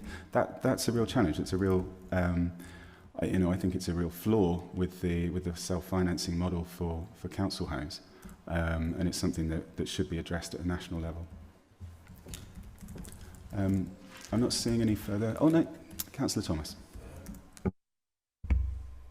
Thank you very much. I mean, well done. It looks like you're kind of achieving budget, which I think was very different from last year. Can I just check on the housing options? Is that our temporary accommodation bill? Where does the kind of temporary accommodation, is that sitting in the general account under housing options? Yes, so housing options, temporary accommodation costs sit within general fund. So hitting budget on that is particularly pleasing because we've had years of massively blowing past budget. So I'm kind of curious as to whether that, to the extent to which policy choices by you guys has been driving that success, or whether it's reduced demand. So just interested to hear a little bit more about that. And also just a little bit of a concern, because clearly 20 million is our expenditure on it. So I would not expect grants, I would not expect grants to sort of offset that figure. I mean, it'd be quite nice to see what the grants are. I mean, if we'd had a 4 million grant in, then that might cloud what the underlying financial reality was. So if you could just say a bit about the grant as well. And then I've got a further question about the NEC project. Thank you.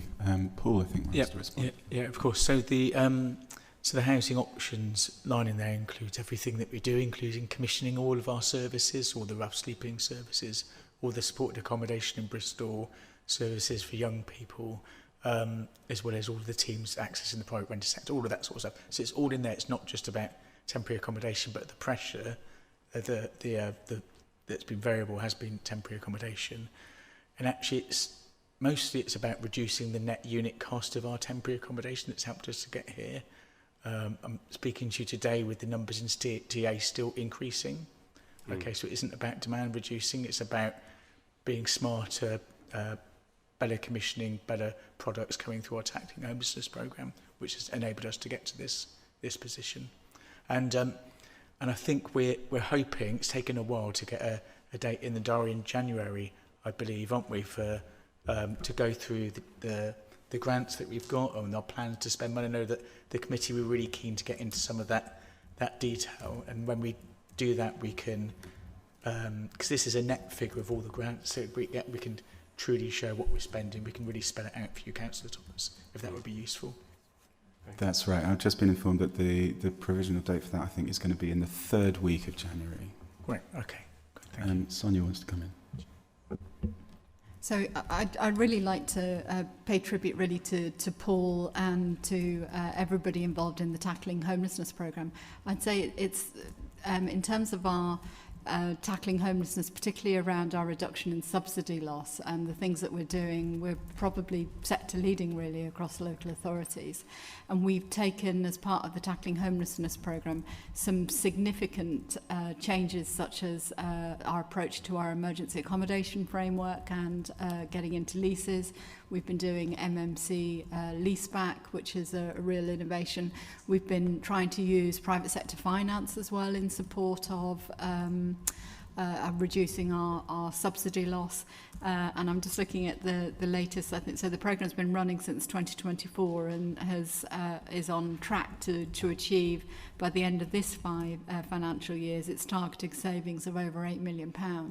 So actually it's been an extraordinarily successful programme led by Paul and Jez Sweetland, who's not here, and has been doing phenomenal work for the council. Thank you. And I had a second question on the NEC IT system. Well, can I just say well done, because that sounds like this is a result of active policy engagement, as you say, sector leading across local authorities, and making a huge financial difference to the council. So thank you. On the IT side, I'm not quite clear with the announcement at the beginning of the meeting whether that extra 1.2 million or whatever is that a kind of capital cost, or is that the the extra general fund cost that seems to be referred to in the papers, and what's happening? Because obviously we've expressed concern about the IT project, the NEC project, and dangers of cost overruns without really having got under the bonnet of seeing what the project plan was. So if you could just say a little bit more about that, that'd be appreciated. Yeah, thank you.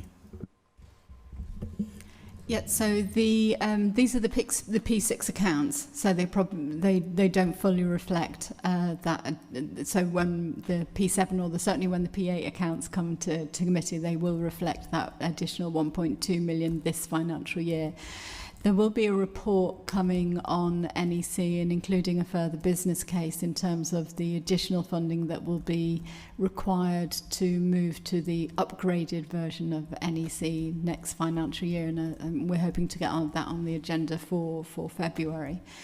In terms of what the costs relate to, I think in terms of the delivery of the NEC project, it's been more difficult, I think, than we had anticipated in terms of the complexity of it. The project itself was 2 years late, and it is over the original budget estimate.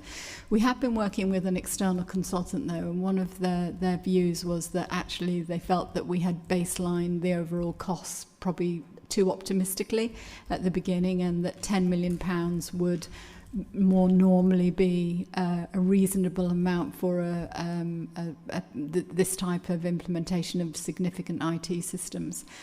We have had to change track along the way, and in particular in relation to Compliance 365, so to ensure that we can continue to get reporting and that we can more effectively manage our compliance functions.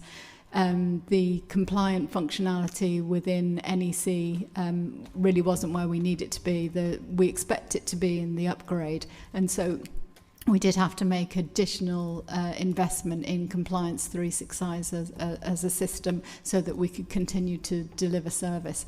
I think we've also had issues with data cleansing, data loading. We've had to engage, again, some external help from Manifest in relation to that, and they really relate to the additional costs. But when we bring the broader report in February, I think we can give a breakdown of the original approvals, the cost breakdowns to date, and the plans for next financial year. Great, thank you. I'm going to move us along. First I'm going to read out the officer recommendation in this report, which is that the Committee for Homes and Housing Delivery notes the report on the P6 forecast for housing and landlord services. Thank you. And then agenda item 9 is the Housing Consumer Standards Programme Milestone 1 completion report. This report presents Milestone 1 of the Housing Consumer Standards Improvement Strategy, which was implemented following the Regulator of Social Housing's C3 regulatory judgment. This report considers whether Milestone 1 has been achieved and summarises any follow-on work required. It's for information and comment only, and the officer recommendations can be found on page 222 of your packs. I'd like to invite Richard James, the Housing Consumer Standards Programme Lead, to introduce and outline this report. Thank you. I'll give a brief update because I know it's quite a big report. As Councillor Parsons said, this report basically summarises the completion of Milestone 1 of the Housing Consumer Standards Improvement Strategy. So just really quickly, just pause on what Milestone 1 is, just to be clear, it's in the pack, but I just wanted to pull out really that it's to ensure that we have a good understanding of what has gone wrong in the past and that we have plans in place to fix them, but also to focus on the data, to make sure that data is up to date and we have a clear picture of our homes' health and safety. Another area is around policy and ensuring we have consumer standards, service standards in place that clearly outline our services. And the sort of third main area is ensuring we had a clear and improved approach to resident engagement. So over the last sort of year, we've been talking a lot about consumer standards, and hopefully you can see that some of the discussions we've been having over the last year have been working towards Milestone 1. And further milestones.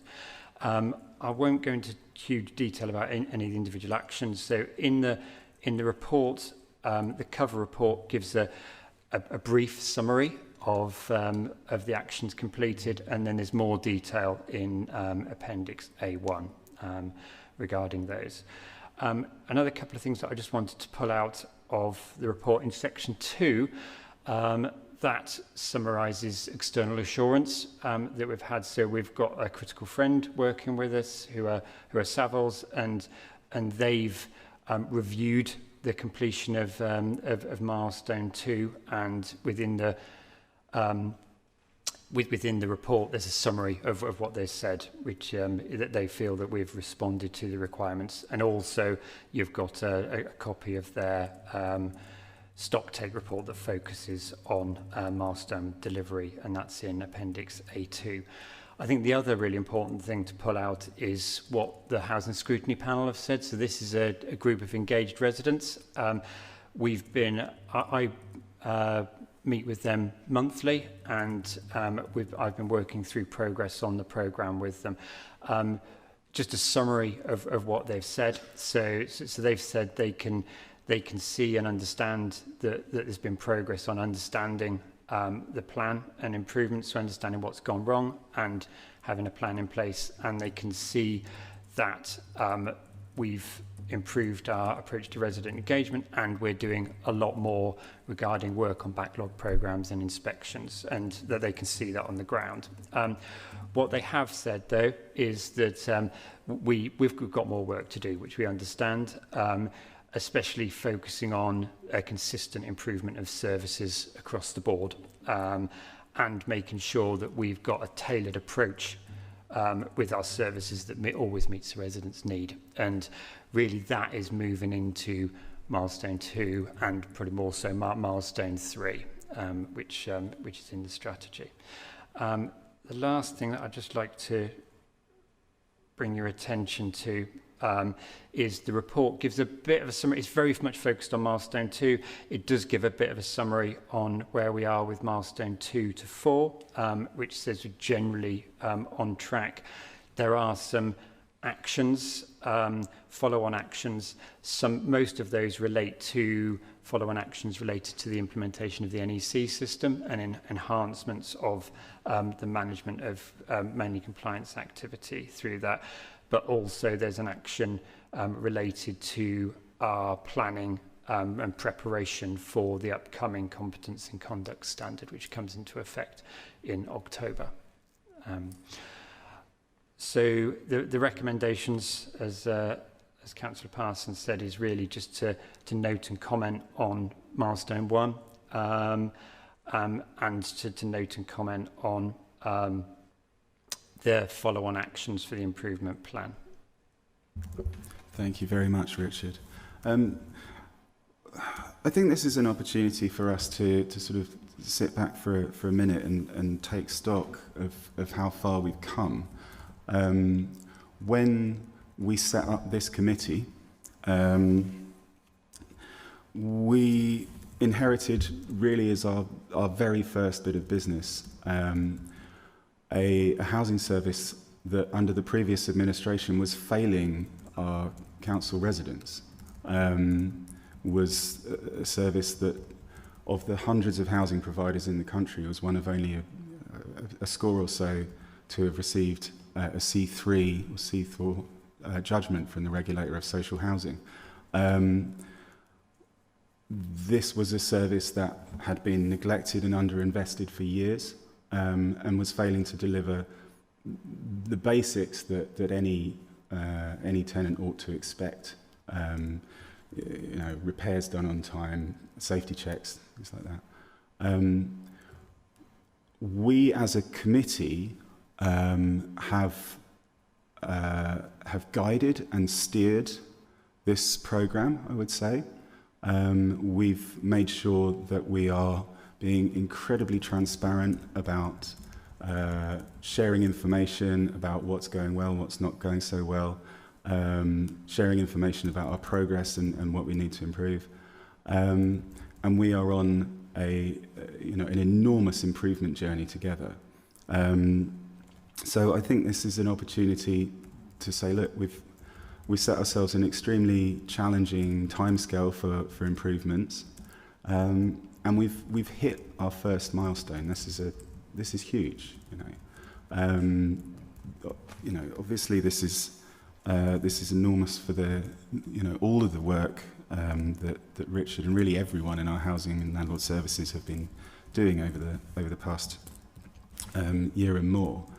But also, I think you as a committee should feel an element of pride in what we've achieved together. So thank you, everybody. I'd like to ask if there are questions from members of the committee or indeed comments. Councillor Thomas. Thanks very much. That's a very clear and comprehensive overview. I think we have had before sort of some dashboards of what's where we're on track, a kind of red, amber, green rating, and having that kind of one-page overview of to be able to see at one glance what progress is looking like. I mean, I think you talk about asbestos being probably on amber red at the moment. You know, a couple of things. So the one-page overview next time it comes to committee would be useful with the key metrics. Yes, yeah, we did have a discussion about how much information to put into the pack, and we were concerned about having overwhelming you with too much information. We do have that information because it has been through the programme board, so I'd be happy to share it outside the meeting as well if... I think next time is fine, just as a standard reporting, and I think getting it down to one page so that we've got that concise management overview would be what would be really helpful to address your point about excess levels of information. Yeah, thanks, Councillor Thomas. Yeah, let's do that. Councillor Gooch. Well done. It's good to see milestones being reached. I echo that. Yeah, the RAG system. When I was in SNR, there was some really good RAG ratings, overviews that were really, really useful. So I think it just makes it, for those of us that don't do this every day, it just makes it a bit more understandable. The one other thing I would say is in your report. It's not a criticism, it's just a suggestion. Your little ticks at the bottom, just for people who are colourblind, and I don't know if it affects anybody in this group, but rather than having all the same symbol, if you can make it like a green tick, an amber circle and a red cross, and then we've got all bases covered. Thank you. Thank you, Councillor Gooch. I'm sure we can do that. Do we have any further questions or comments on this report? No? Okay then.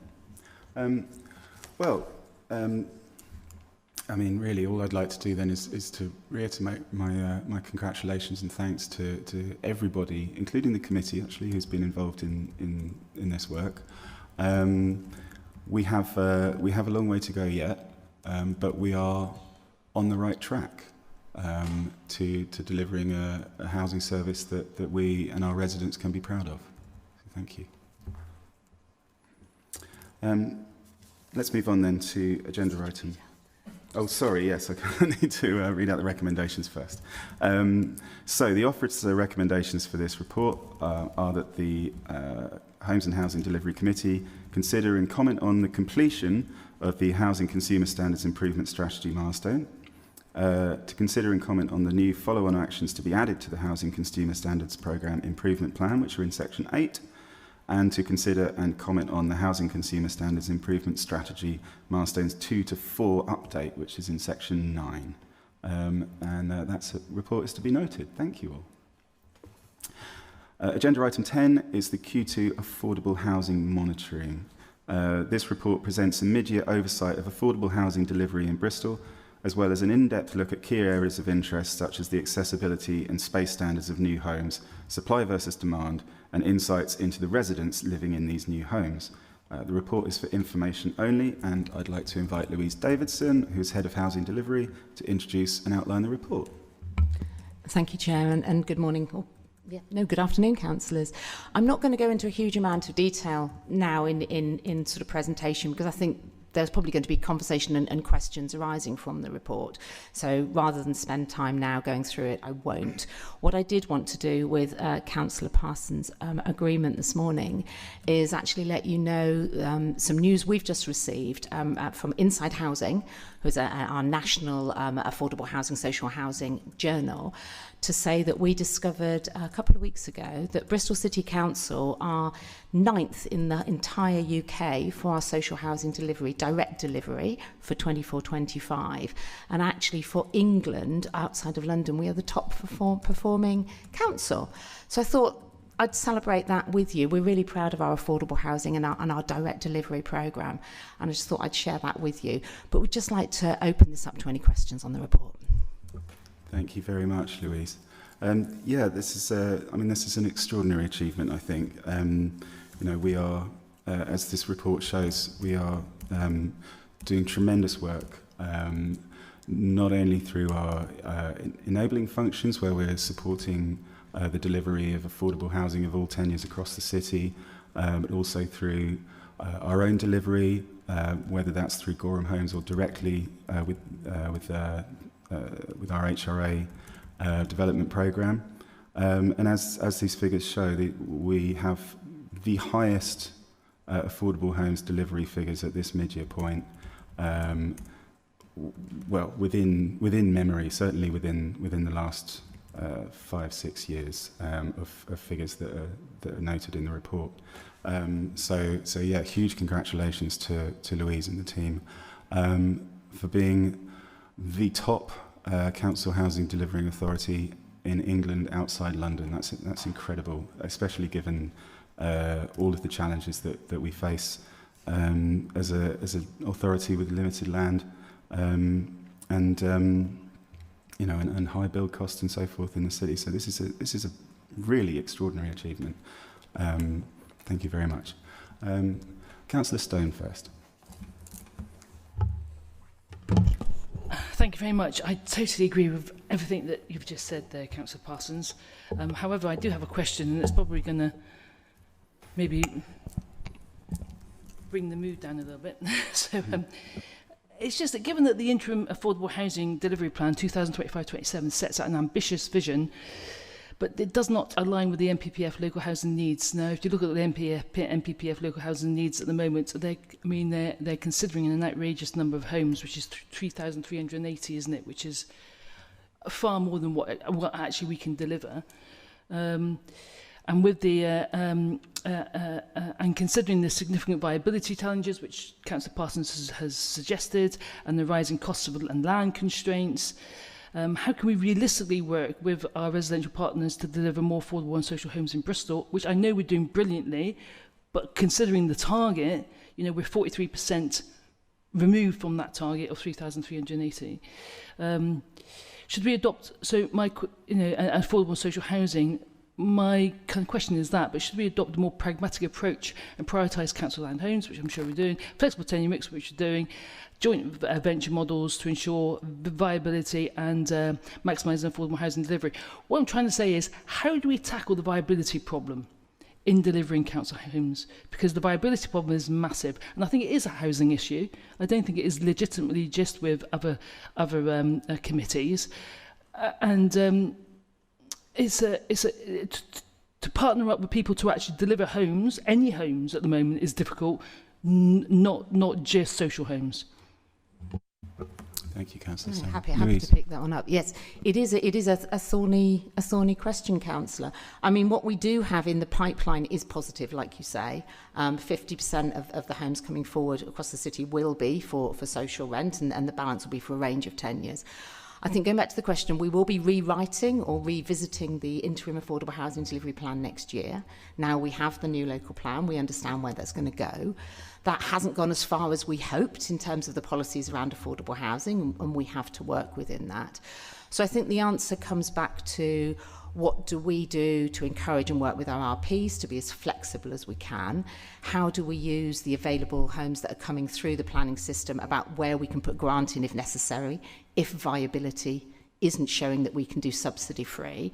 How do we work with the West of England Combined Authority and Homes England through the local growth plan and the agreements there to maximise delivery, particularly in the city centre where there's a lot, the viability questions are arising. So it's a whole range of different solutions. There's no one answer. I think that things like the Small Sites Aggregator programme that we are the pilot on across the council, that will start seeing particularly social rent come forward on sites that we might not otherwise deliver. So I think the thing that we've got to do is look at every single option that's available to us with every partner we can work with, and embrace not only the more traditional forms of affordable housing, but also look at those slightly more non-traditional forms with other partners. But yes, it is going to be a big task. Thank you. And Sonia would like to come in as well. So I think one of the things that we need to do is to work more closely with central government in terms of the additional support that we need for a city here, because we know that we are, I think it was the 9th most expensive city, or the 8th most expensive city to build in, not just in the UK, apparently in the world. So, you know, I mean, that's quite extraordinary. I think one of the challenges that we know we have around viability is that because we are a city constrained by our geography, is a lot of our sites are brownfield. And so the costs of de-risking those sites is really substantial. And I think we were disappointed not to get an allocation for the WECA, through WECA for brownfield sites to de-risk sites, because what we're finding, certainly from a HRA perspective, but also what our housing association partners are telling us, is that dealing with the stuff that's in the ground to get those sites ready to take new homes is really what's having a significant impact on viability.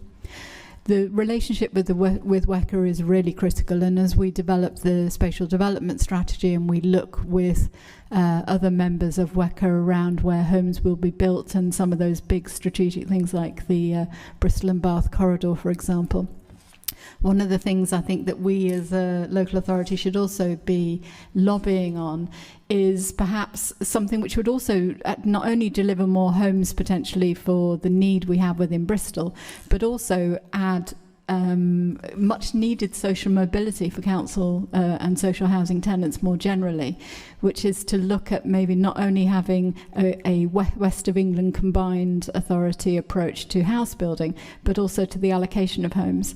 We know, for example, as a regional city, we are a draw for those who do not require a local connection, such as we're a city of sanctuary, but also those fleeing domestic abuse. And actually where our neighbouring authorities have more greenfield sites, I think there is an opportunity for us to argue for better social mobility for social housing residents, which would have an enormous impact on employability and child poverty, but also help us to resolve our challenge around 22,000 people on our housing waiting list. Thank you. Yeah, and I'd strongly support that as well. It seems to me that our housing need is regional. That people's lives in the west of England are not constrained by local authority boundaries, and our housing allocations ought to reflect that. Did you have a follow-up, Councillor Stone? Okay, we'll go to Councillor Peat next. In the interest of making this meeting go as quickly as possible, would I be permitted to just ask 2 very quick questions now? So the first is, do we have data on what percentage of homes delivered this year began prior to 2024? And my second question is that half of Bristol's private renting tenants do not believe they can stay in their homes for as long as they choose to. Is this a reflection on the standard of private renting sector following 14 years of austerity and/or the council's current private renting strategy?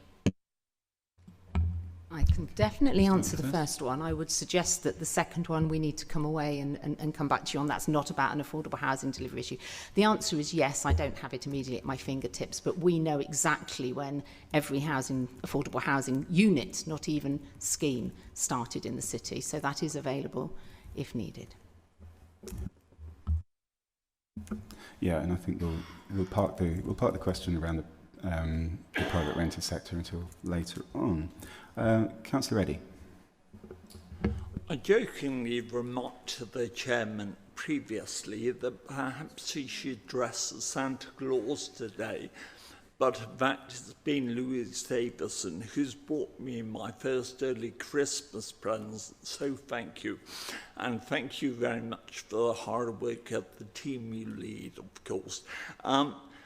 The headline figures, particularly on mid-year finishes, deliverables on page 239 are impressive as well. But to me, looking and reading some of the background, the pie charts you've included is fascinating, but also the case studies are, several which Barry and I have visited, but the transformational impact upon the lives of the individuals really add the authenticity to the bare factors and figures here. So that's impressive. Thank you for that. Three of us, Sibs, Katja and myself, sat in this chamber 2 days ago at Planning Committee A. I was there too. Oh, sorry, you arrived late. I do apologise. Well, not late, but yes, just before it started, where we approved unanimously, actually, almost 5,000 dwellings, and two of the scheme had 10% to 20% affordable housing, and I just wish and pray we could do that every time we met.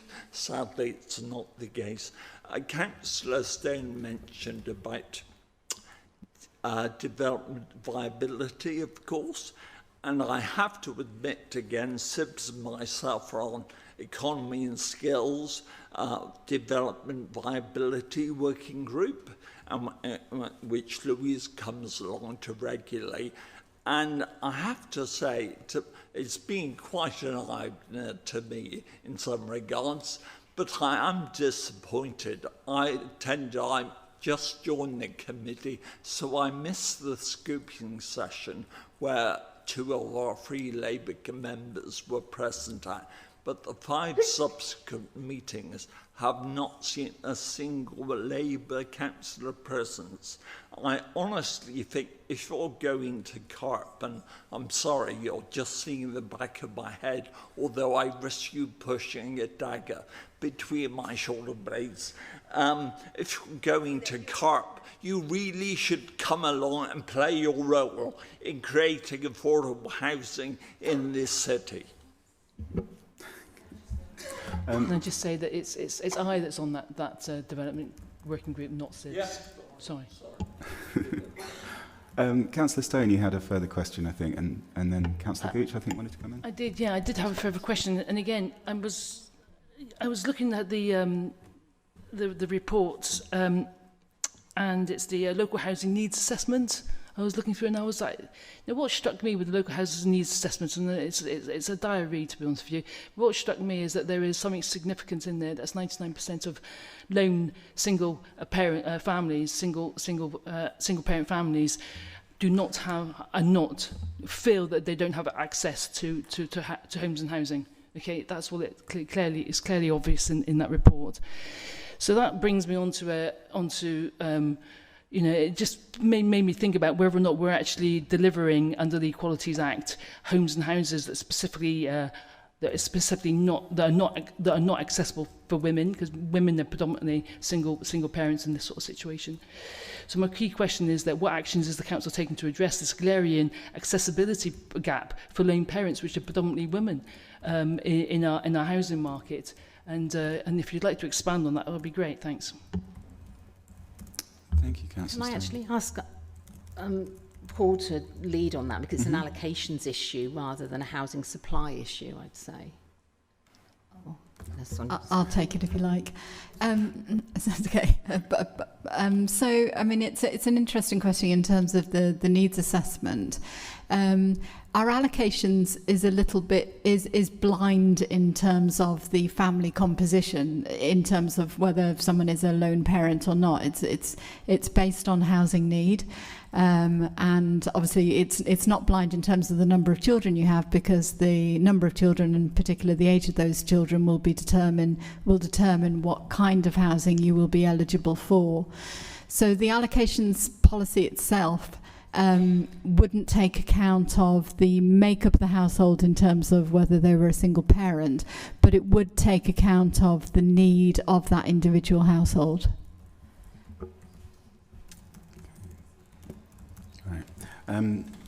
Well, can I have a supplementary on that? Oh, okay, yeah. Yeah, go for it. Well, that that to me is a glaringly. We're obviously not looking at the Equalities Act at all there in this case. I mean, if you look at that, if you look at the actual percentage, 99% of people who are involved in that particular research were saying that of lone parents, which are predominantly women, were saying that they have no access to homes and housing in Bristol.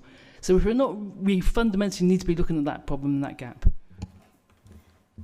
I think one of the things that we should probably do, and hopefully when we move to NEC it'll be a little easier to do this in terms of reporting, Paul, would maybe to look at our allocations in terms of what allocations we have made and the household composition of those, to see whether there is any evidence within that allocation to suggest that we are not meeting the needs of indeed all of the protected caste characteristic groups, but specifically in relation to this query around lone parent households. Okay, thank you. I've got Councillor Gooch, then Councillor Thomas, and then I'm going to wrap this item up. Yeah, I was just wondering whether we've got any, if you've got the relative figures on how fast we're building compared to how fast the waiting list for housing is going up. Is the one going faster than the other, so that we'll start actually seeing the waiting list coming down at all? That's an interesting question. I think that's one we need to go away and have a look at for you, if that's okay. It's an interesting question because in some ways the housing register probably isn't a full reflection of housing need within the city. I think there are probably a significant portion of people in the city who are in housing need who don't see the housing register as being the answer to their housing need. But I think there is something around looking at, who we are letting our homes to, and whether that's indicating that we've got a challenge around our waiting list. But we can also look at, as well, in terms of whether the housing list is growing greater than the number of properties. But the answer will be yes, because we see that in the needs assessment. What we're saying is that the needs assessment is significantly higher, that housing need, than the pipeline for affordable homes across the city. So we can look to see what those numbers are, but we know that the answer will be yes. The pipeline will not meet the need that we know exists within the city. Yeah. I mean, it sort of reflects a much wider challenge that we have as a country, right? We're not building enough homes. We're not providing economic opportunity in its distributed a way as we need to as well. People regionally are attracted to Bristol because of the access to jobs, but the supply of homes doesn't keep up with that. We're not providing jobs in other places, to the extent that would support a more widely spread regional economy at the moment. And that's a significant cause of the housing challenge that we have here in Bristol. It's something that really needs, needs to be addressed at a national level. We can't do this on our own as a local authority. Councillor Thomas. Thanks very much, Chair. I mean, I think the numbers are impressive on affordable housing, so that's a great achievement. And clearly, with the lead times, it's also kind of credit to previous administrations as well for putting in the groundwork that's made it possible. You kind of reference inside housing, and quite a lot of these sector magazines are often behind paywalls, whereas, I think for committee members, I just wonder whether there's a way that we can see these articles, where we can see what's happening around the country and see how Bristol is sometimes leading the way with these kind of very practical solutions. So that would be my first thing. Actually, I think that's my only point, really. Yeah, I think that's a really interesting question, because it does go to something about how we can improve knowledge of the sector amongst our members, how we can develop our understanding as an authority. I have actually already asked whether we can find a way of funding a council subscription to Inside Housing. I've taken that up with the policy team. Thanks very much.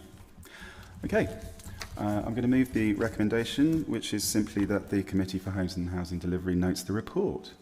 Thank you. And let's move on to our final item, agenda item 11, which is recommissioning supported temporary accommodation open frameworks. This report seeks to approve the establishment of a supported housing framework to procure cost-effective temporary accommodation for citizens who are homeless or threatened with homelessness.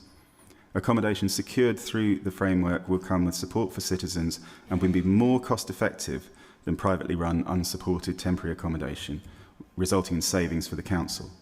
This is a key decision because it involves a spend of over £500,000 and affects 2 or more wards. The officer recommendations can be found on page 288 of your pack. I'd like to invite Paul Sylvester, Head of Housing Options, to introduce and outline the report. Thank you, Chair. So we are seeking approval today to create a new supported temporary accommodation open framework that will both combine existing provision, so that will incorporate the current families and singles frameworks alongside some standalone provision, but also enable future expansion and allow additional units to be added to the framework over time. So I've talked before about supported accommodation delivered by trusted registered providers as being the sweet spot. And that's because it's accommodation with support, which meets the client's needs while reducing costs to the council. So compared to unsupported privately managed TA, this approach delivers significant benefits for clients. So we've got the improved quality of accommodation and support, reducing tenancy breakdown and repeat homelessness. For the council, we've got cost efficiency and reduced subsidy loss. And for our communities, we have better managed accommodation by trusted partners. So a few key features of the framework. So it's for 8 years. It starts next July. The role of the council is one of commissioner. Yet we're not delivering the service, we're commissioning the support. The RPs provide the service. The support costs are the only expense to the council. So it's not free, but it's a lot cheaper than privately managed TA. And there are some operational benefits for both us and for our providers. So we've got one unified framework which will ensure consistency in terms of contract management, KPIs, terms and conditions. And it'll be a lot easier for our providers because they now have to make one application to join a framework to provide supported accommodation. So the proposal is set out in section 4. It's split between current and new provision. So within the current provision, we've got 250 units. We've got quite an active pipeline at the moment. So an extra 135 units are expected to join the framework before July, given a total of 385. And we're forecasting to bring up to additional number of 75 additional units each year. So over 8 years, that will be 600 new units. And I think it's important to note that this will be the framework that if we agree to introduce our own RP, this will be the framework that RP will deliver the supported accommodation through.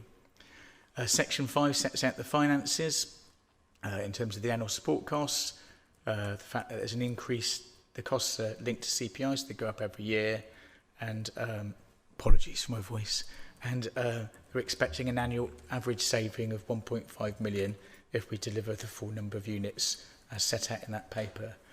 And in terms of the approval, we're seeking a maximum budget envelope of £26,730,931, no more, no less. Thank you very much. Thank you very much, Paul. I'd like to invite members of the committee for their questions and comments. Councillor Peake. So the expectation seems to be that those in temporary accommodation will eventually move into housing association properties. However, housing associations are facing similar challenges as, much like us, they are focusing their resources into retrofitting their stock to comply with new legislation. Because of this, many are cutting new housing pipelines, as we saw on Wednesday with the Barrow Court planning application. Unlike the council, they do not have the same access to discounted rates. Therefore, it may be seen as unreasonable to expect that housing associations be the ones to provide permanent accommodation after a resident is leaving temporary or emergency accommodation. And in fact, the report on page 304 seems to acknowledge that this is unrealistic. So my question is, if we cannot rely on housing associations to provide that permanent housing for residents leaving TA and EA, where are they going to go if we're also turning a lot of our stock into temporary accommodation? Paul, do you want to have a go at responding to that? Yeah, yeah, sorry. Yeah, we got to the end before I understand what you were asking. That's fine. So I'm a bit fuzzy-headed today. Sorry. Yeah. So I mean, around about a third of all the properties that are let each year in Bristol are housing association social tenancies. Yep. So that will continue. Most of our most of the properties that are let on home choice are relet properties that are relet and aren't new build. And you know, I'm sorry, I'm not familiar with the part of the report that you're referring to. I was expecting a question about the supported accommodation, but this is more about move on, is what you're asking, isn't it? So I think both the council and the RPs continue to have a relatively active new build programme. I'm not expecting the number of relets from housing association properties to reduce. I know Louise might want to come in. Come in on the supported housing and the move on point. Homes England's new social and affordable housing programme that will come into force in 2026 has specifically got in there a supported housing strategic partnership route and is recognising the cost of supported housing delivery over and above general needs. So across the country, we are going to see our RP partners stepping more into that field, whereas previously they weren't. We've just secured, okay, it wasn't for Move On, it was for an adult social services project. We have just secured the first ever national Homes England grant into a specialist supported housing project for Bristol, working with the Enham Housing Association. So we are starting to see a move in the amount of money and where Homes England will fund.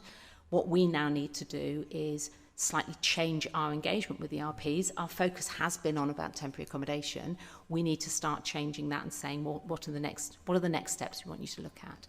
So working through the supported housing delivery plan and the housing delivery plan when we review it next year, I think there's scope to pick that up. Thank you. Okay. I'm just going to say a couple of other things, I think, before Sonia... Oh, yeah. Is that... Go for it. Okay, I was only just going to say that in terms of move on, we know it's really difficult in Bristol, right? And one of the things that we might have mentioned in previous reports is the good work that we're doing in moving people into the private renters sector, properties at local housing allowance, and we're really looking forward to renters' rights coming in. We're expecting that to really open up the sector for more of our clients, but in this year, I think we're looking at maybe moving around about 100 additional households into affordable private rented accommodation as well. Thanks. So I was just going to answer based on a previous life when I worked for a housing association that used to deliver some of these contracts. I think there might be a little bit of a misunderstanding. So the support providers are required as part of their contract to ensure plan positive move on, but not necessarily into their own homes, because actually the route into social housing is through home choice, and so for these supported housing clients, they will have to go through the home choice system anyway. But one of the things that we do as part of our commissioning is that we do encourage our support providers to consider how they can access also the private rented sector. And last year, for example, our own private renter sector team helped 286 households get into the private renter sector, so that we know that there is scope for the support providers to be doing better, because it is one of the areas that our existing contracts where our support providers are struggling in terms of meeting our timescales about move on. And move on's really critical in supported housing, because we don't want people whose support needs no longer require it to be stuck in supported housing, because they're causing a log jam, if you like, for those who do need that support and do need to get into it. Thank you. You'll all be happy to know you won't have to hear my voice until after the holidays now. Thank you, Councillor Peat. Councillor Thomas, what's next? Yeah, thank you. I mean, this seems kind of like building on quite a good policy that's working well. It seems like you've got a kind of good number of registered providers in terms of, you know, a bit of competition between them and bit of kind of not excessive levels of dependency on one provider. from the papers, you don't really get much of a flavour for how this is working at the moment. So, I mean, you see how many people are being, or how many units are there. It would be nice, it doesn't have to be provided, but next time it comes in a report, what's the average cost per unit that we're seeing? And it's interesting to hear that you're kind of starting to rescope the relationship with those registered providers to kind of build on that success for sort of some longer term policy initiatives. And I think that sounds like, let's make sure that we're looking at that strategic approach as holistically as possible, because this is very much a building on work in progress, whereas actually you're talking about some ambitious new approaches. So let's look at that in the kind of bigger strategic framework, is what I'd say. Yeah, lots of nods there. I think strong agreement, Councillor Thomas. Okay, I'm going to move us to the vote then. So first of all, I'll read out the Officer of Recommendations, which are that the Committee for Homes and Housing Delivery authorises the Executive Director of Housing, in consultation with the Chair of the Homes and Housing Delivery Committee, to take all steps required to procure and award the contracts necessary for the implementation of the supported accommodation open framework for a maximum of 8 years and a maximum total budget envelope of £26,730,931. I'd move those recommendations and ask for a seconder. Thank you, Councillor Eddy. So, as before, could you please indicate your vote clearly by raising your hand, and can we have votes for the recommendations, please? And that's unanimous. Thank you very much, everybody. That's the end of today's meeting. The next meeting of the Homes and Housing Delivery Committee will take place at 10 a.m. on Friday the 13th of February 2026. I'd like to wish everybody a very pleasant and well-deserved seasonal break. Thank you all. Chairman, could I just interrupt? I don't want to steal your thunder, you'll want to say it, but we have, I believe, 2 senior officers who won't be here in the new year, so I'm sure we want to express our thanks and best wishes. Absolutely. Yeah, we will do very much. Thank you very much, Sonia. Thank you, everybody. Well, have a lovely afternoon and a lovely break. Thanks all.